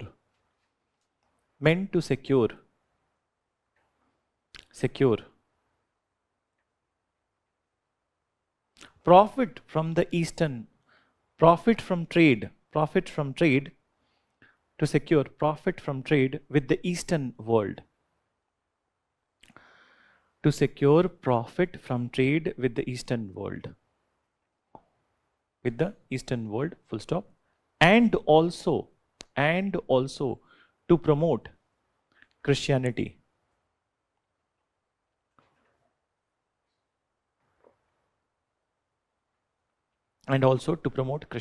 Brackets में लिखो.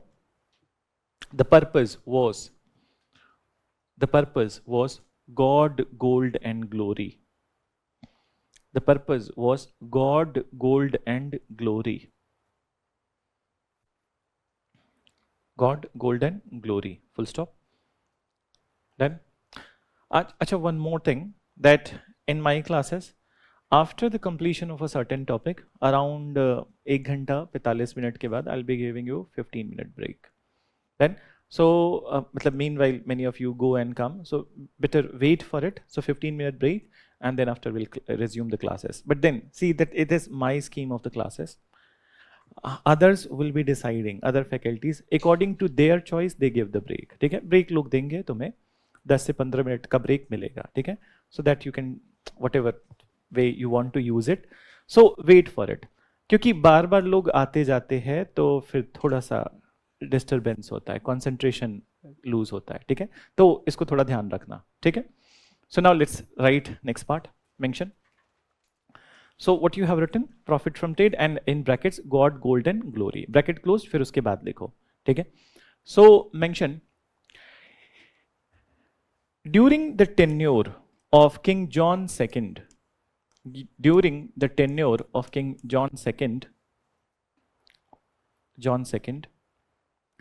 a sailor named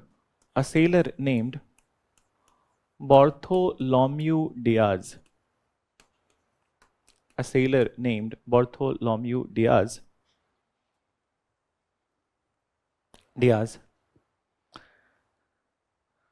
Reached to the Cape of Good Hope.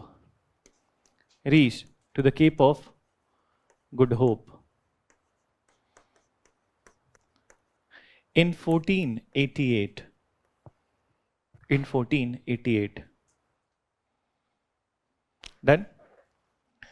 Then mention further in 1488. Full stop.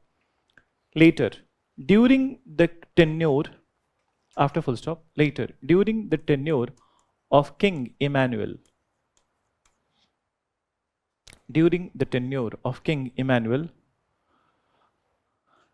Emmanuel. A sailor named Vasco da Gama. A sailor named Vasco da Gama started his journey in May 1490, July 1497. July 1497 and reached to Cape of Good Hope. And reached to Cape of Good Hope. Then mention Cape of Good Hope. After that you write reached to Cape of Good Hope. From there, he traveled to Malindi in today's Somalia. From there, he traveled to Malindi in today's Somalia. Malindi in today's Somalia, where he got the help of a Gujarati pilot, Abdul Majid. Gujarati pilot Abdul Majid. And finally, in May 1498,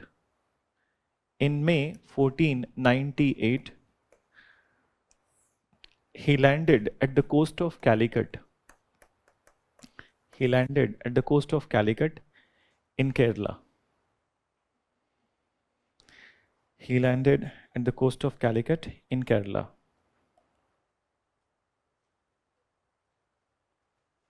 Then in Kerala. Then mention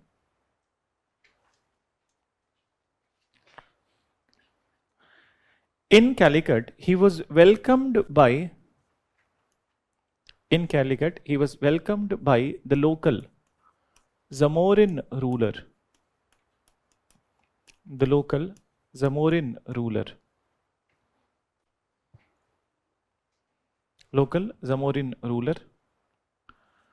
Samudri. मैं spelling लिख रहा हूँ, you write the same spelling. Hindi वाला spelling नहीं लिखना because in southern part of India so spelling changes. Hindi में Samudri DRI हो जाएगा, but then over here it is write THRI. ठीक है. Then mention Samudri after it. Vasco da Gama stayed in Calicut for 4 months. Vasco da Gama stayed in Calicut for 4 months and purchased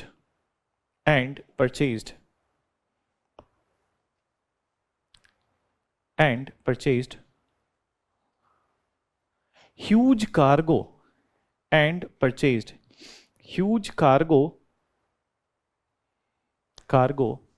from Kerala.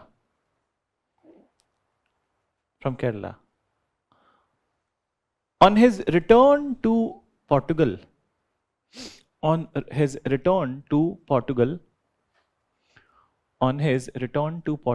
he sold these commodities on 60 times benefit. He sold these commodities on 60 times benefit. Then जो अभी तक discussion किया है उसको लिख लो, then I will give you the break. ठीक है. So let's go into the next part. Paragraph change करो and then you write mention. Cargo मतलब कमोडिटी हो गया. ठीक है.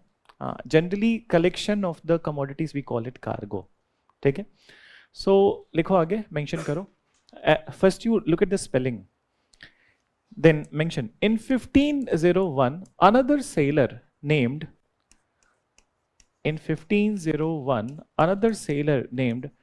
Pedro Alvarez Cabral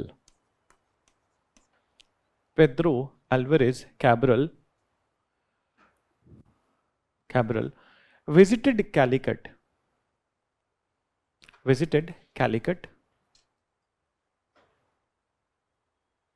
Then mention but He started confronting, but he started confronting the Arab traders.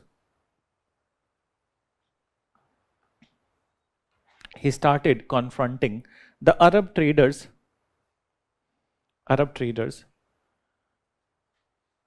Moreover, he also burnt, he also burnt a ship with huge number of people, burnt a ship with huge number of people returning from Mecca. Huge number of people returning from Mecca. Then returning from Mecca. Full stop. Then आगे लिखो mention. It led to development of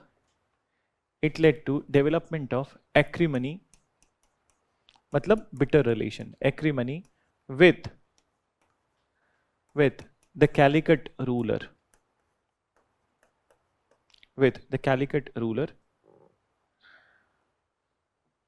full stop. Cabral was driven away.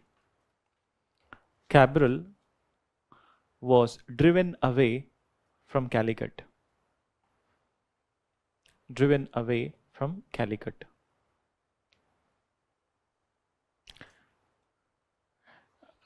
Let him go. Why he is standing? बैठ गए होते, कोई बात नहीं, ठीक है.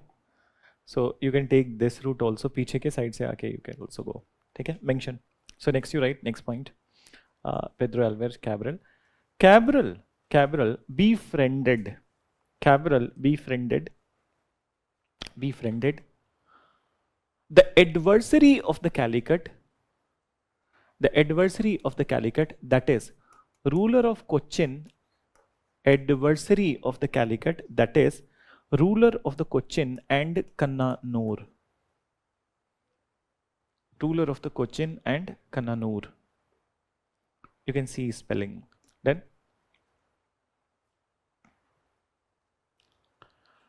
full stop. Once again change paragraph. In 1503,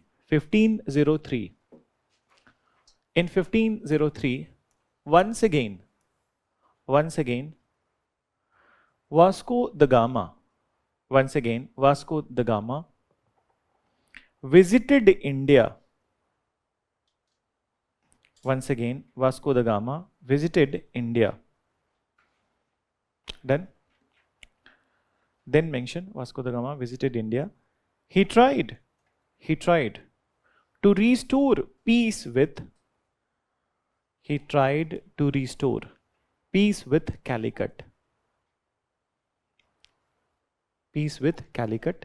And went on to create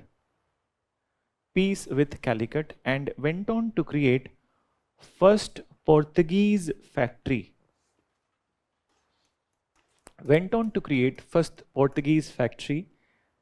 In India, that is at Calicut.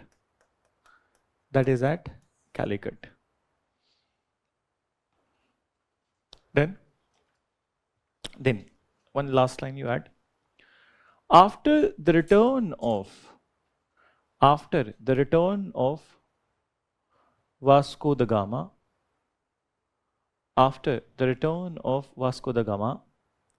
Portuguese government decided to send their official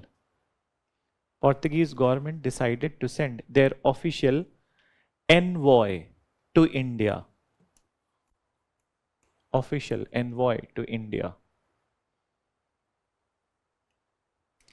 That is Portuguese viceroy.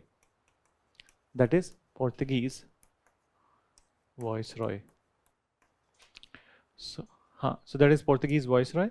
And the first Portuguese viceroy, his name you write Francisco de Almeida.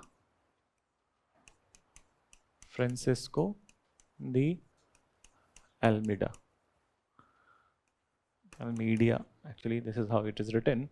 So 1505 to 1509. Just listen about him. लिखने का काम बाद में कर लेंगे. So just listen. So Francisco de Almeida, when he started, he was the viceroy, first viceroy, and then he will be having much more powers to say and do what he wants to do in India. So he said one sentence to the Portuguese king. Understand what he said? That rather than focusing on, rather than focusing on creating the forts and the factories, okay, forts and the factories, we must focus on strengthening our navy in the Indian Ocean. Okay, strengthening our navy in the Indian Ocean. He said, once we create forts and the factories, so then our responsibility or our focus would be to safeguard, to protect the forts and the factories. But once we strengthen our navy in the Indian Ocean, so we will cut back the influence of the Arabs and all the other people. So that's how, Bina factory, without creating factory and fort, we will be dominating the Indian trade. It was a very intelligent statement that he has made, and Portuguese government accepted it. So that's how Almeida started a policy, and the name of the policy is the blue water policy. ठीक है, so blue water policy, as the name suggest, कि नाम से कुछ भले लग रहा हो, but the policy is all about strengthening the Portuguese navy in the Indian Ocean. ठीक है, so they started to strengthen their positions in the Indian Ocean, but then it also led to the fight of the Portuguese with the Gujarati ruler and so as the Calicut ruler. ठीक है, there are two battles. These are the battles which are called as Battle of Chaul and Battle of Kadura. ठीक है, so Battle of Chaul and Battle of Kadura. Kadura is also called as many times Wali. So in these two battles what happened, एक बार ध्यान से समझना. In the very first battle, 1508, Portuguese, that the viceroy, he was defeated. So Portuguese were defeated. And in this defeat, you know what happened? Almeida's son was killed. Okay? Now, after the killing of the son, Almeida was enraged then, and he wanted to take the revenge. In 1509, he attacked on these combined forces of the Gujarat and Calicut and defeated them. Then, so that's how his success is happening. And in 1509, Portuguese government recalled him and sent another viceroy, that is Albuquerque. So Albuquerque is the real founder of the Portuguese power in India. We'll talk about him after the break. ठीक है, तो break ले लो, break के बाद we'll continue. So write few words about this part which we have already discussed. Then we'll go into the Albuquerque's episode. So mention that he was the first Portuguese viceroy. He was the first Portuguese viceroy to India. Full stop. He maintained to the Portuguese government. He maintained to the Portuguese government that rather than building, he maintained to Portuguese government that rather than building forts and the factories on land, rather than building forts and factories on land, Portuguese must focus on strengthening. Portuguese must focus on strengthening their navy. Strengthening their navy in Indian Ocean and Arabian Sea. In Indian Ocean and Arabian Sea. Indian Ocean and Arabian Sea. That's how they will surpass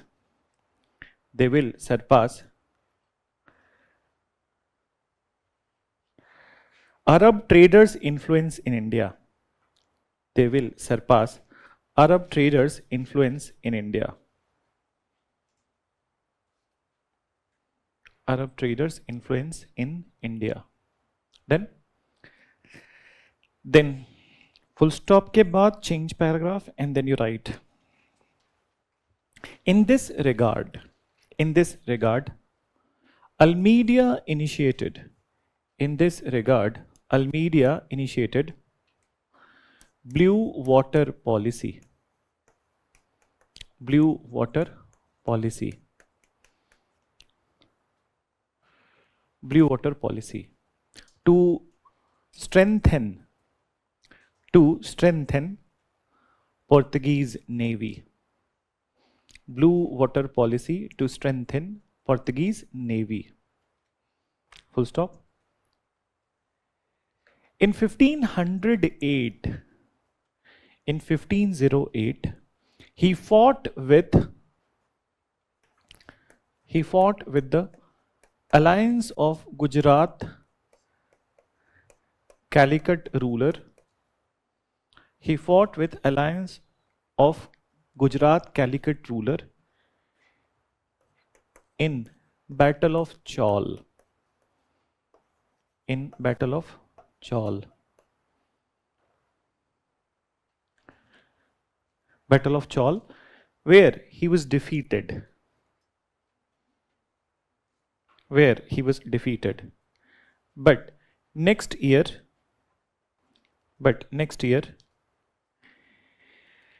in 1509,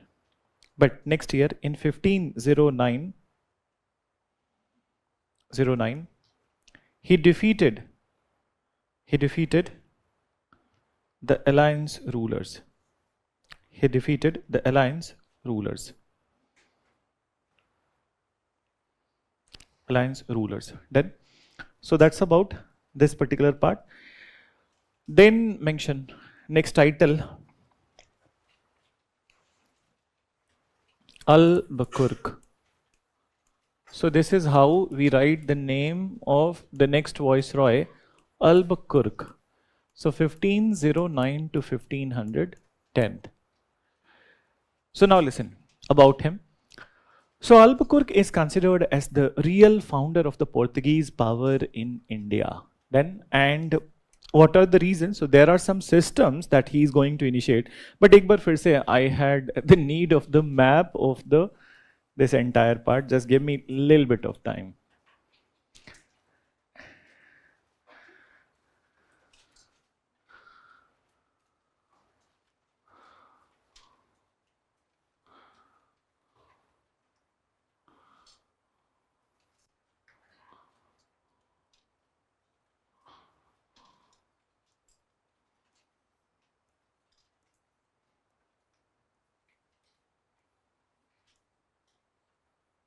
I hope you're able to understand what I'm creating in this part, Indonesia. So now, understand why he is called as the real founder of the Portuguese power. Geography में आने वाले time पे you guys will be studying about the many important passages in the world. Then, so understand one of the very important passage.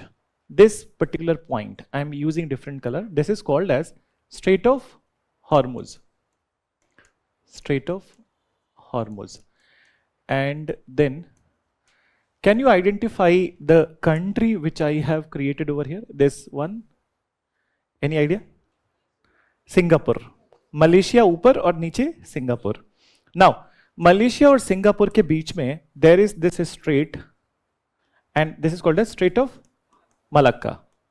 So Strait of Malacca. And this China wala part, what is it? South China Sea. South China Sea. And this is Bay of Bengal, Arabian Sea, and Indian Ocean. So now, this is the entire map. These are, so these two, Strait of Malacca and the Strait of Hormuz. It is considered, it is not considered, it is the busiest waterway in the world. Okay? So busiest waterway in the world, the highest highest volume of the trade happens through this route. Starting from the South China Sea, they are moving to this part, and from there they are going to Middle East. From there, the canal. What is the name of the canal? Suez Canal. Okay? So Suez Canal to Mediterranean, and from Mediterranean to Europe, and so as into the Africa also. So this is the busiest waterway in the world. So now, Albuquerque idea was that if I capture this Hormuz, okay, and if I capture Strait of Malacca, जो भी ship यहाँ से pass हो रही है, ठीक है, I'll be having control on them, and this is how we will be the kings of the Indian Ocean, Bay of Bengal, and Arabian Sea. This is what was his biggest achievement. So he was victorious in the Strait of Hormuz, controlled it, and so as the Strait of Malacca. Then, and now the entire Indian Ocean has been controlled by them. And that's how he started the second system, which is called as Carthage system. So Carthage system, and what was it? So understand. So the idea was, ये दोनों जगह capture कर लिया. Any of the ship which is passing from this area, they will have to pay permit fee. So they will have to pay permit fee or license fee, you can say. कि किसी को भी trade करना है तो they will have to pay license fee to go through this area. The interesting thing is that even the Mughal rulers, they also had to pay the permit fee. Okay? When they are trading with any of the area, so they also paid the permit fee to the Portuguese. So this is how he created a very robust system. And another achievement of the Albuquerque was in 1510, he captured Goa from the Bijapuri ruler. Then, so he captured Goa from the Bijapuri ruler. Now understand how it was captured. One might be thinking, we must be thinking कि Portuguese numbers में कितने होंगे? They must be very less than, not compared to the population of India. But then how they were effective? So in the coastal area, they were very effective. One of the reason of their effectiveness is the use of the gunpowder through cannons. Okay? So Portuguese were always traveling with the cannon. तोप रख के चलते थे नाव पर. Then so they were putting the cannons on the that boats, and then they were covering it, and moreover, they are doing the hell lot of bombardment with it. For example, then what happened? There was one such case in the Bijapur itself, and initially when they were not able to win in the beginning, so they were like that they will be telling to the ruler that it's all fine, we will not intervene in your affair, then let's get our friendship back. So they will be promising like that they are going to become the friends. But then once the ruler is becoming little bit of kind of laid back, ki मान लिया कि whatever Portuguese are saying that is right, so then Portuguese, while going back, they used to do the bombardment. And that's how they took the advantage. So they had the gift of gab also. You understand? बात करने का तरीका भी उनके पास अच्छा था, जिससे वो सामने वाले को बेवकूफ बनाते थे. So this is what they were doing. So the cannons were highly helpful in capturing many of the areas of India. And that's how they got the Bijapur also from, Goa also from the Bijapuri ruler. So this question was asked recently in the prelims examination. Okay? So 1510, and later on, after some point of time, it will become the headquarter of the Portuguese power in India, and Goa will become the capital of the Portuguese power in India. Then, so mention, you write, he is regarded as the real founder. He is regarded as the real founder of Portuguese power in India. Real founder of Portuguese power in India. Then mention real founder of Portuguese power in India, full stop. He established Portuguese control. He established Portuguese control in Strait of Malacca. Spelling लिखा हुआ है यहाँ पे clearly, तो you can see Strait of Malacca and Strait of Hormuz. Strait of Malacca and Strait of Hormuz.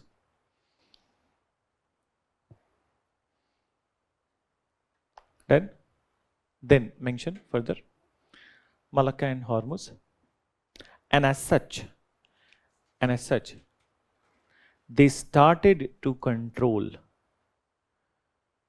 and as such, they started to control the entire trade, and as such, they started to control the entire trade of Indian Ocean, Arabian Sea, Arabian Sea, Indian Ocean, Arabian Sea, and Bay of Bengal. And Bay of Bengal. Then Bay of Bengal. Then full stop के बाद लिखो. He also started Carthage system. He also started Carthage system, whereby a permit fee or license fee, whereby a permit fee or license fee was charged on the other ships, which were passing through Arabian Sea, Indian Ocean, and Bay of Bengal, which were passing through Arabian Sea, Indian Ocean, and Bay of Bengal. Bay of Bengal. Then mention. Next you write, in 1510, 1510, in 1510, he also captured Goa from the Bijapuri ruler. He also captured Goa from the Bijapuri ruler. Then full stop. Goa later became the political headquarter. Goa later became the political headquarter of Portuguese. So now the last important viceroy I'm going to mention. Understand, the person's name whom I'm going to mention, he is not last viceroy. He is last important viceroy. Okay? So last important viceroy was Nino da Cunha.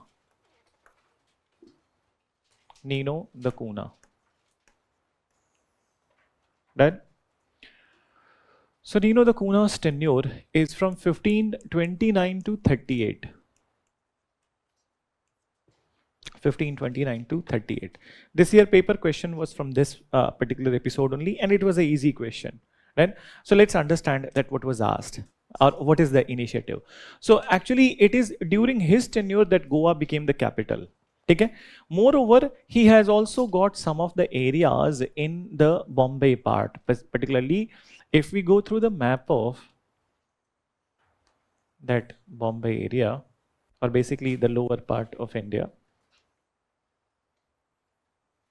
So now understand in this one. So give me 1 minute. So this upper part of the Bombay, okay, this area. Oh, ज़्यादा बन गया ये तो. I'll expand it. That's how it will be better. So this upper, here is the Bombay. This part is called as Salseet. And the lower part over here, this area is Baseen. Okay? So this is Baseen. And upper part is Salseet. अगर जो आज के time से, if you want to know, so Salseet is the greater Thane area. Thane, you understand? Okay, Thane area. So Navi Mumbai and the greater Thane area will come under the Salseet, and Baseen will include Borivali to Virar. Have you been to Bombay? जो है उनको समझ में आ गया होगा, lower वाला part. ठीक है, so that is the Baseen. So in 1534 Portuguese got the Baseen. Okay, they got the Baseen, and moreover, so now it is clear with this one. And the most important was Diu. So where is Diu? Diu would be over here. Okay, in Gujarat. And at this point of time, the local ruler of the Gujarat, his name was Bahadur Shah.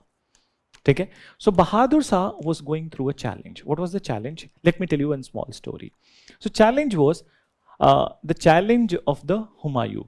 Okay, and what is this challenge of the Humayun? So Humayun was sent a message by the queen of the Mewar. Okay, and the name of the queen was Karnavati. So what is the story? That the Mewar king's death has happened, and after that, Mewar would be obviously this part of the Rajasthan. So the Gujarati ruler Bahadur Shah, he was going to capture Mewar. He was threatening Mewar. So that is the time when Mewar, that Rani Karnavati sent a message or sent a letter to Humayun with a thread. Thread was Rakhi. Okay? So she sent a Rakhi to Humayun for help. And Humayun came to Mewar to help Rani Karnavati. And when he was already there in the Mewar to help Rani Karnavati, so Bahadur Shah at this point of time, though he had some sort of confrontation with the Portuguese, but then at this point of time, he enlisted the help of the Portuguese. He persuaded them that you help me against Humayun. Okay? If he attacks, then so help me against Humayun, and if he attacks, so then I will give you the area of the due. So it was all deal done. But then what happened? That Humayun had to go back. Why so? Humayun had to go back because Bahadur Shah has, not Bahadur Shah, Sher Shah Suri has attacked. Okay? So Sher Shah Suri has attacked. He went to fight with him. So now, for some time, Humayun's threat is not over here. And at this time, Bahadur Shah made a U-turn. He refused to give the due to the Portuguese. And this is where Portuguese came to their true colors. You know, what they did. They said that obviously why you should be giving due to us, because we have not fought with you. Whenever the fight happens and whenever we are supporting you, you give us the due. We will wait for it. But let's not ruin our friendship. So let's revitalize our friendship. We are inviting you to dinner. Then, and dinner on one of the Portuguese ship. He was invited in the night time. He went for that particular that dinner, and then he was taken to the front part of the deck, and then he was thrown into the sea from there. So Bahadur Shah went to have the dinner in the form of the shark, but he was given to the sharks. So, so this is a very unique incident which happened. And after his death, they captured Dew. So this year paper, it was questioned that Dew was taken by the Portuguese from which of the following ruler? And it was Bahadur Shah. And understand the irony of the Indian history, that Indian history is aplenty with the rulers whose names are Bahadur Shah. But the irony is that none of them were Bahadur enough. So anyways, okay. So this is what happened. He captured this area. And after this, after some point of time, by 1560s, Daman also became the part of the Portuguese Empire, and so as Portuguese have further expanded to Eastern India, Hooghly. Then, so after it, we need to talk about the influence of the Portuguese in India. So mention, right? He was the last important Portuguese viceroy. He was the last important Portuguese viceroy in India. Then mention further.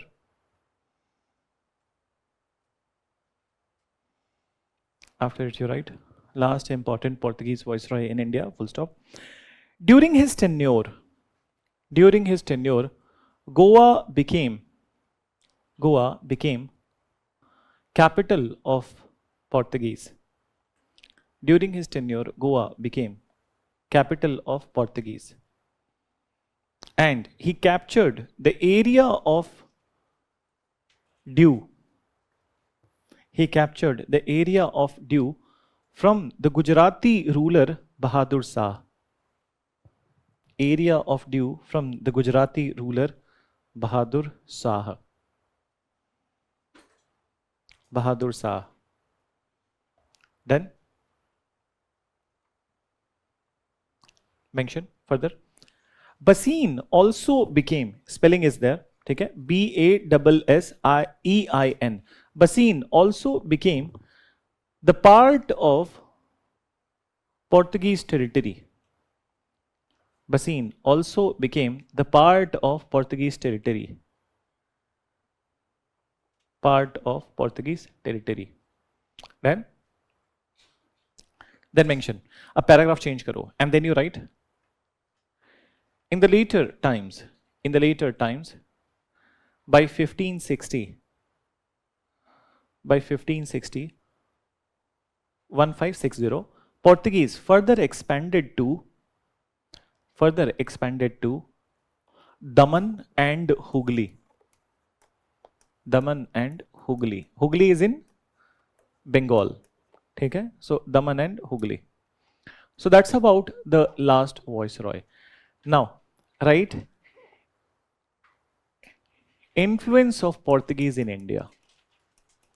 Influence of Portuguese in India.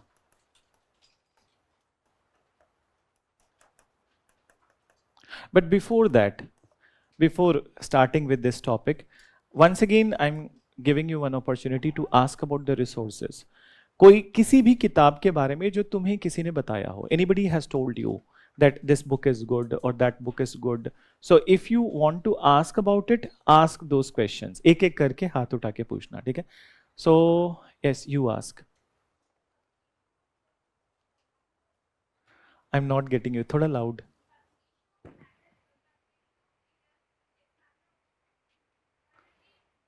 अच्छा, book का publication year, does it matters? I got it. I think it doesn't matters because देखो modern Indian history या ancient medieval जो भी है static part है. It is a static part. So publication year does not matters. See what happened in the 1947 will remain same. It will not change. What happened in 1942 will remain same. It will not change. But then when it comes to information related to polity and economy, it will change. So publication year matters in the polity economy, but not over here. Environment also, but not in this one. So पुरानी किताब है तो भी चलेगा, ठीक है? No issues with that. You were asking. हाँ. See that if you are referring Bipin Chandra, class 11th, class 12th, old NCRT, ठीक है?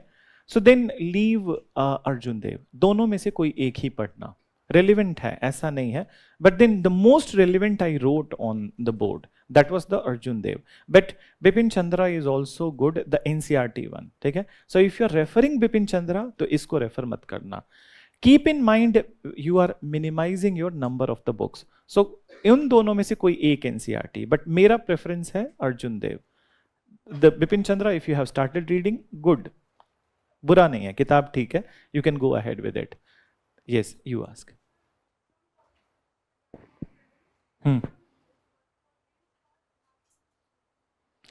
So let me list the important books of the Bipin Chandra. Bipin Chandra की 3-4 किताबें हैं, ठीक है? And the one is the NCRT that he said, and second is Penguin Publication, ठीक है? Penguin Publication, Struggle for Independence, and there is a one more which is Orient Black Swan Publication, ठीक है? So first of all, जो तुम्हें बिल्कुल touch नहीं करना है, that is Orient Black Swan. It is not at all useful. It will just give you a pseudo hope कि मैंने किताब कवर कर ली, but then nothing will come from that.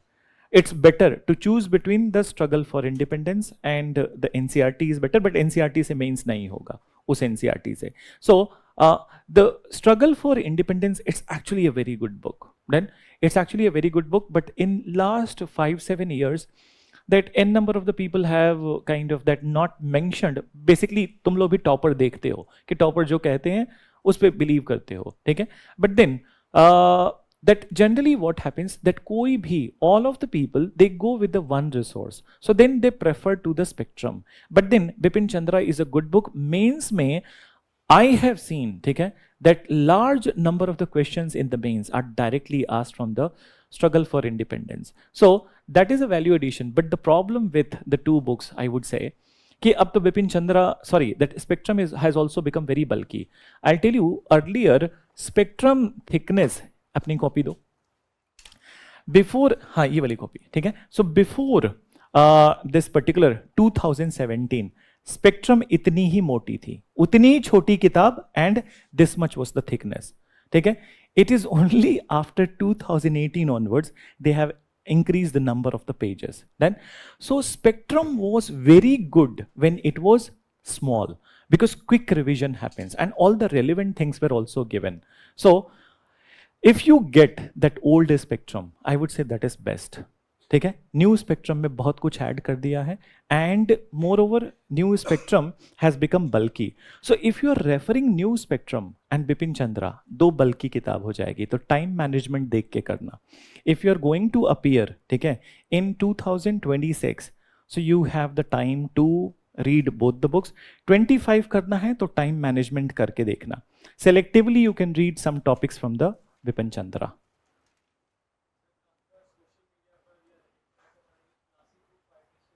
हाँ, so it's a good question that he has asked. Plasi to partition, Shekhar Bandyopadhyay.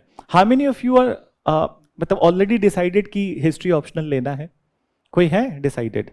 Yeah, one person has decided, but rest of you, I think most of you are still in dilemma कि क्या लेना है क्या नहीं लेना है.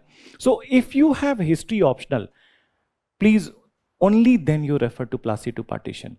GS के लिए use करते हो, it will be not a useful resource. Then it is very good book for the optional, but it is not a good book to refer in the prelim stage.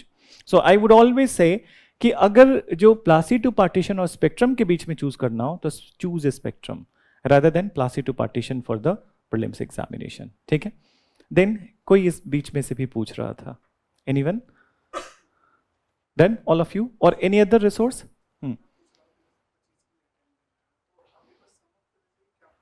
बता दिया ना already. You have to listen, already it has been told. What has been told? NCERT, ठीक है, and the class notes अभी फिलहाल के लिए 25 के लिए अटेम्प्ट है. And then the one book you will have to refer. ठीक है, एक बुक स्पेक्ट्रम या बिपिन चंद्रा में से कोई एक ले लो. ठीक है, that's it. So I hope all of, कोई इस ईयर एग्जाम दे रहा है? Anyone who is appearing this year? Obviously मतलब हाँ, so you must have read little bit, ठीक है, but then rest of the people are for the next year and next to next year. Many of you are for the 2026 also. So those who have 2026 attempt, they can go with the some additional material, but then 2025 वाले please stick to just one book. ठीक है, and कोई और किताब पूछनी हो तो चलो मैं अब तुम्हारे एंड से खुद को क्वेश्चन पूछ ले रहा हूं.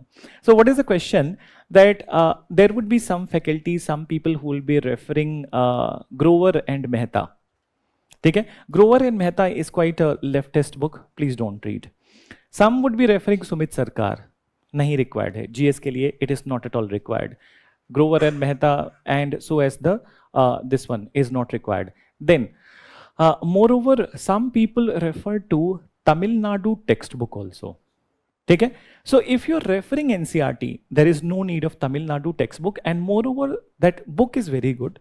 देखने में बहुत अच्छा लगता है, that it is crystal clear, font is good, easy language. But the problem with the Tamil Nadu textbook is that information is very less. वहाँ से काम नहीं होगा. So then you will have to skip it. Then, so stick to the NCERT and the class notes first, and slowly you will be, I will be guiding you that how you can create the further notes of your own. But अभी slow pace में चलो, gradual way में. पहली class से bombardment हो जाएगा तो चीजें out of the head चली जाएंगे. ठीक है, you got it? So what you will be doing today, start with NCERT. अभी बड़ी बड़ी किताबों के पीछे मत पढ़ो, start with NCERT. Just develop a understanding. And then after go ahead with the other things. In fact, अब रही बात classes की, that what we are covering in the classes, then each and every book is covered in the classes. Then, so you will see that even the spectrum is also covered, even the Bipin Chandra is also covered. Obviously, when we are teaching, so हमारे भी तो यही resource है ना, that जो market में है और 8-10 किताबें. Then, so which are popular. So whatever as per the trend of the last 15-20 years. We are seeing it, what is important, and according to that we are predicting also that what may be important in the next year according to the trend, and accordingly from different books we are incorporating the new topics also. Then, so for example classes का एक फायदा होता है, जैसे सी ask ना that publication year का फायदा होगा या नहीं होगा. Similarly, जैसे मान लो that it's very much known to you that so many classes are leaked. ठीक है, पता नहीं लोग ढूंढ ढूंढ के टेलीग्राम पे भी निकाल लेते हैं, यूट्यूब पे भी निकाल लेते हैं. But then those classes will be very different from these classes, because every year according to the trend of exam we incorporate new things in the classes, नए टॉपिक्स नए वे में. ठीक है, तो classes are of that year are very important. So that's how go ahead with the classes, and in fact class notes itself is going to be very holistic. घर पे अपने हाथ से लिख के लेके जाओगे, that will stick in your mind rather than many of the books. So remember that if you have purchased n number of the books, उसको रिवाइज करना भी एक बहुत बड़ा टास्क है. एक बार पढ़ने से नहीं होगा, कम से कम फर्स्ट अटेम्प्ट के पहले you have to read 5 to 6 times that particular book. So do it with little bit of caution. ठीक है. एंड फर्दर इस बात में 4-5 क्लास के बाद एक बार फिर we will be revisiting, we can have a little bit of more discussion. ठीक है, done. So should I go ahead, आगे चले. And one more thing that देखो, we have 24 classes. We'll try 24 to 25 classes, cover all the topics. And in ancient and medieval, you get 13, 14 classes. And art and culture also, you get 14, 15 classes. But still, that those topics which are not covered, there are n number of the platforms of the vision itself through which we try to cover. Many such sessions happen, okay? And many such revision patterns have started. And similarly, I have also started one more initiative of mine, that is, through that initiative, I'm also covering some additional topics. Then additional topics, so you can refer to that source also. In a week, only one such topic would be there that you can cover. So I'm writing it, and it is this channel on YouTube. So you can subscribe to it, and in a week you can get an additional topic on it. Then, so that which will be not covered in the classes, you might find as per the scheme of the exam of a particular year, you will be finding the things related to culture, ancient, medieval, and so as the modern Indian history. Okay? And the pattern would be similar, the story pattern. Okay? So that it must stick to your mind, and then you can refer it. Then you can remember it, because in the story you remember the things. Okay? So let's go to the next topic, which is influence of the Portuguese in India.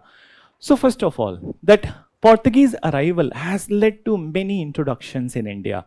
First of all, it was the Portuguese that they introduced. Okay? So Portuguese introduced this particular printing press in India. In 1556 in Goa, they introduced the printing press.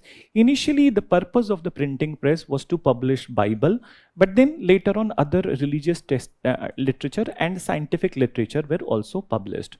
Then the second is that Portuguese were the first European who started writing about the scientific usage of the Indian medicinal herb. Understand what is Indian medicinal herb? Ayurvedic herbs. Okay? So they were the first European to write about it. And one question I think which was asked in 2022. So in Christianity, just like in Hinduism and Islam, every religion you see different sects are there. So generally in Christianity, what we mentioned, a Protestant and Catholic, but there is a Jesuit order also. So the founder of the Jesuit order, done. So let me write first. Jesuit order was Saint Xavier. Saint Xavier. Okay? He has arrived around 1540 to 42 in India, and he founded Jesuit order in India. Then, so this Jesuit order, related to this, there is a church, okay, which was created in Goa, and the, what is that? Bomb of Basilica. Bomb of Basilica. So he is the founder of this church, creator of this church, and moreover, he was there in India, but for some time, he went to China to propagate Christianity, but his death happened in the China. Then, so he is the founder of this particular church order in India. Then, so this is one contribution. Then, moreover, another very important contribution of the Portuguese, that they introduced many new variety of the crops in India. And these new variety of the crops or new plants to India. So what were these plants? Yes, so tobacco and potato. Tobacco, potato, tomato, chilies, and cocoa. Okay? Even they also introduced new varieties of the coconut.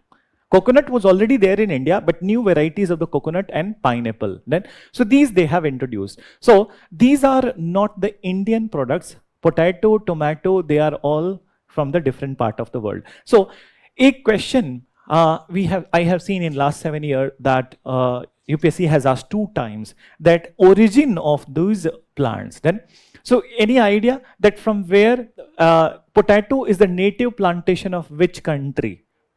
Which one? America सही है but कौन सा America North या South South America ठीक है so it is South America it is from the Peru ठीक है so potato comes from that particular area American South American highland से then what about the tomato Mexico ठीक है so chilli and tomato they are from Mexico then similarly that there are n number of the plants. So these plants are called as New World plant and Old World plant. So Old World plant is the India, okay, and New World plant is the America. So many such exchanges has happened between these plantations. So these all came from the different parts of the world. Now, another very important plantation introduced by the Portuguese in India was the cashews, okay. So cashews were also the introduction of the Portuguese in India. As far as the cashews are concerned, that it was introduced in the Goa area and the many of the coastal belts of India. So when it comes to it, that this cashew, what was the purpose? Any idea?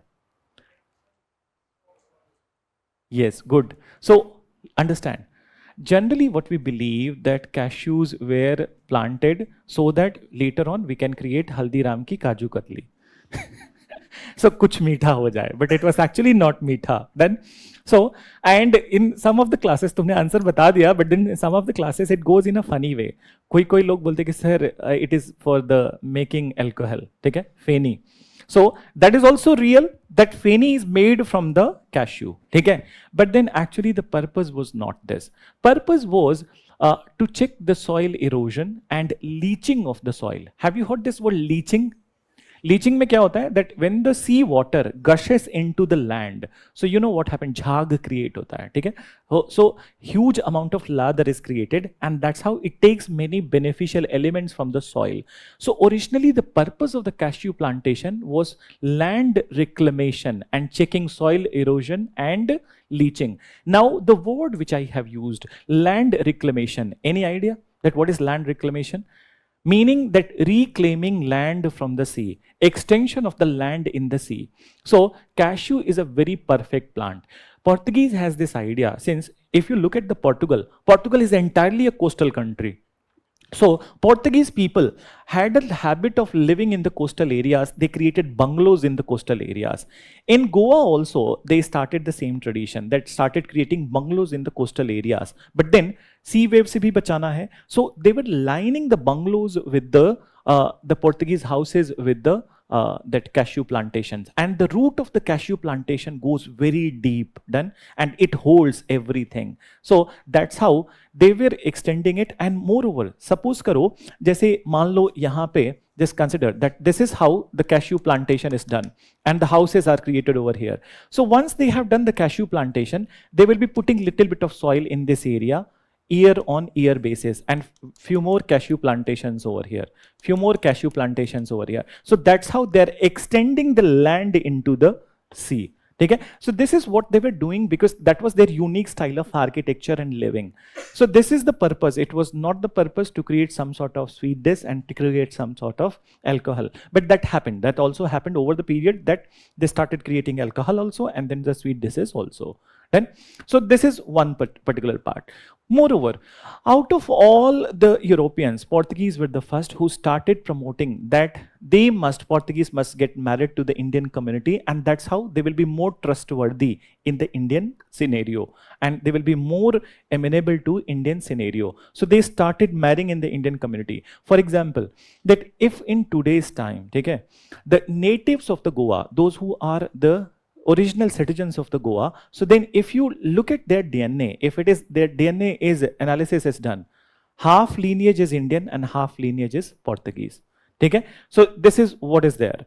Then moreover, Portuguese also banned sati pratha, okay, in the areas controlled by them. I hope you know what is sati pratha. Then, so this was a kind of a very orthodox practice, but then they banned in their respective areas. So mention karo, influence of the Portuguese. So how many of you have been to Goa? और good number of people at least कम से कम 10 लोग हैं, बाकी तो classes में लोग नहीं होते हैं, but it's a beautiful place. I think you must be planning, एक बार सिलेक्शन हो जाए तो जाते हैं जाना. एंड बॉम्बा basilica is one of the favourite church, and actually the architecture is actually very good. It is in the old Goa, so there only these all details are written, but then who the hell reads the detail? Once the question came in St. Xavier के बारे में जब question exam में आया तो सबको इन्हें पढ़ना स्टार्ट कर दिया. But then understand, it was not a difficult question when it was asked in the exam, क्योंकि all over India कोई भी शहर देख लो, एटलीस्ट एक सेंट जेवियर स्कूल या कॉलेज तो जरूर होगा. And many of you must have studied from the Saint Xavier's. Then मैं पूछ नहीं रहा हूं, but I know that some of you must be from the Saint Xavier. So that is the Portuguese Saint Xavier whose name is replicated everywhere. So एक बार लिखो, mention करो. They introduced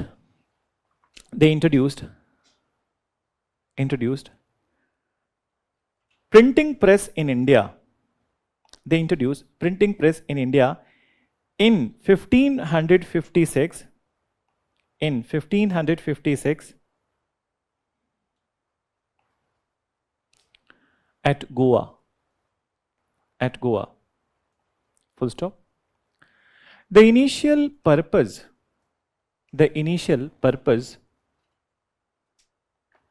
was to publish. Initial purpose was to publish Bible, the Bible, but later,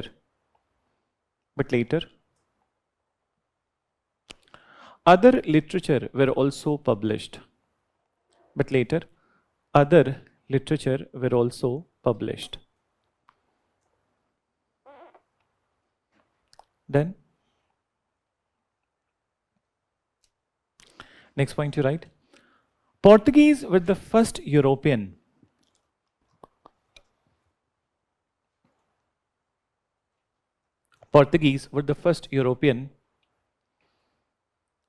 who started writing about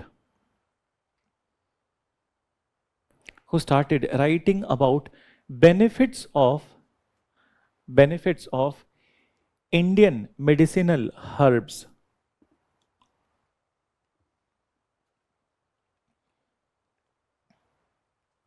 Who started writing about Indian medicinal herbs. Then आगे लिखो, mention Indian medicinal herbs, full stop. After it, third you write, they introduced many of the new world plantations. They introduced many of the new world plantations in India. In India. For example, new world plantations in India, for example, tobacco, potato,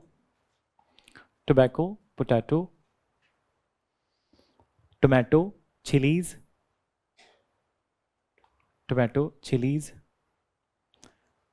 new variety of pineapple,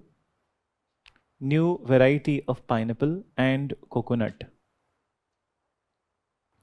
New variety of pineapple and coconut. Done. Then next you mention,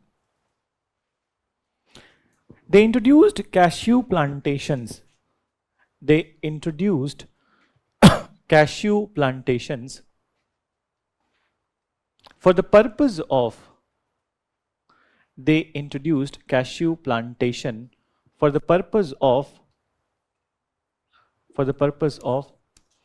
land reclamation,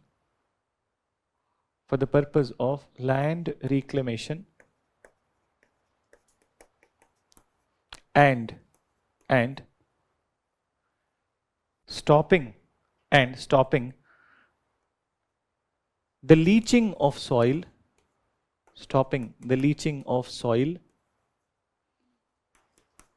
and checking soil erosion.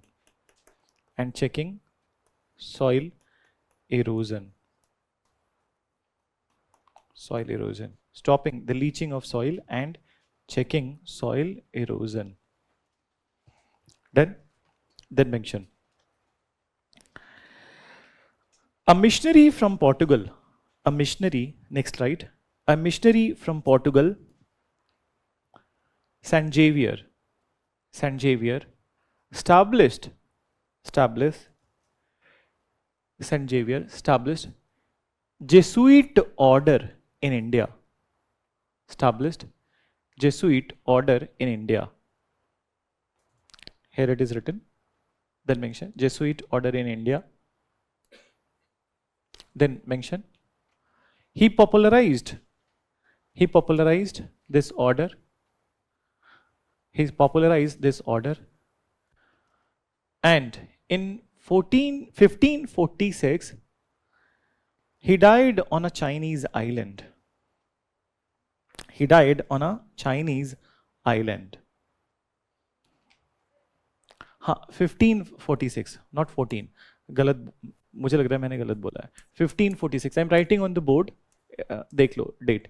1546. He died on a Chinese island. So this was there in the question paper. ठीक है? So his death was also mentioned in the question paper. Then next you write. उसके बाद लिखो. Portuguese promoted marriage. Portuguese promoted marriage with the Indian community. Marriage with the Indian community to further develop trust. Marriage with Indian community to further develop trust. Full stop. Last you write. They banned. Last point. They banned Sati Pratha. They banned Sati Pratha in their controlled areas. They banned Sati Pratha in their controlled areas.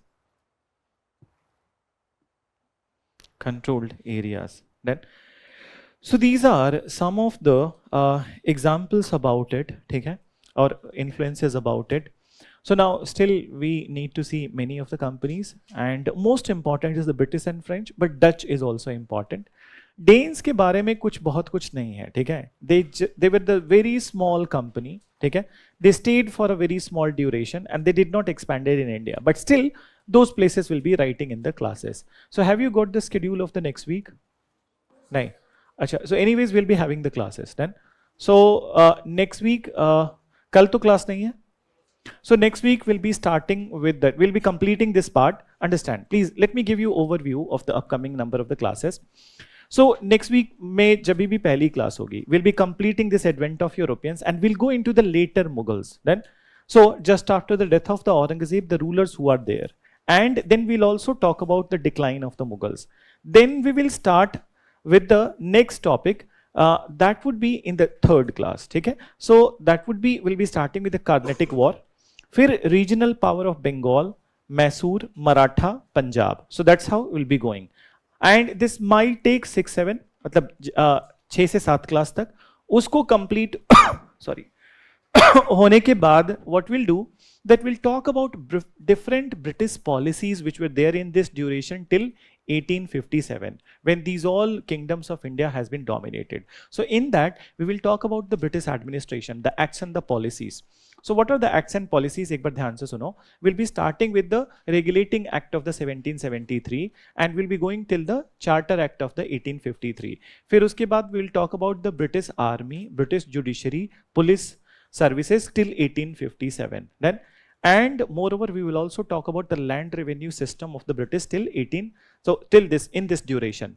After this part we will go into the civil and tribal uprising, and finally after it we will go into the 1857 revolt. So the target is by the 10th or 11th classes, 1857 revolt we will be reaching. Okay?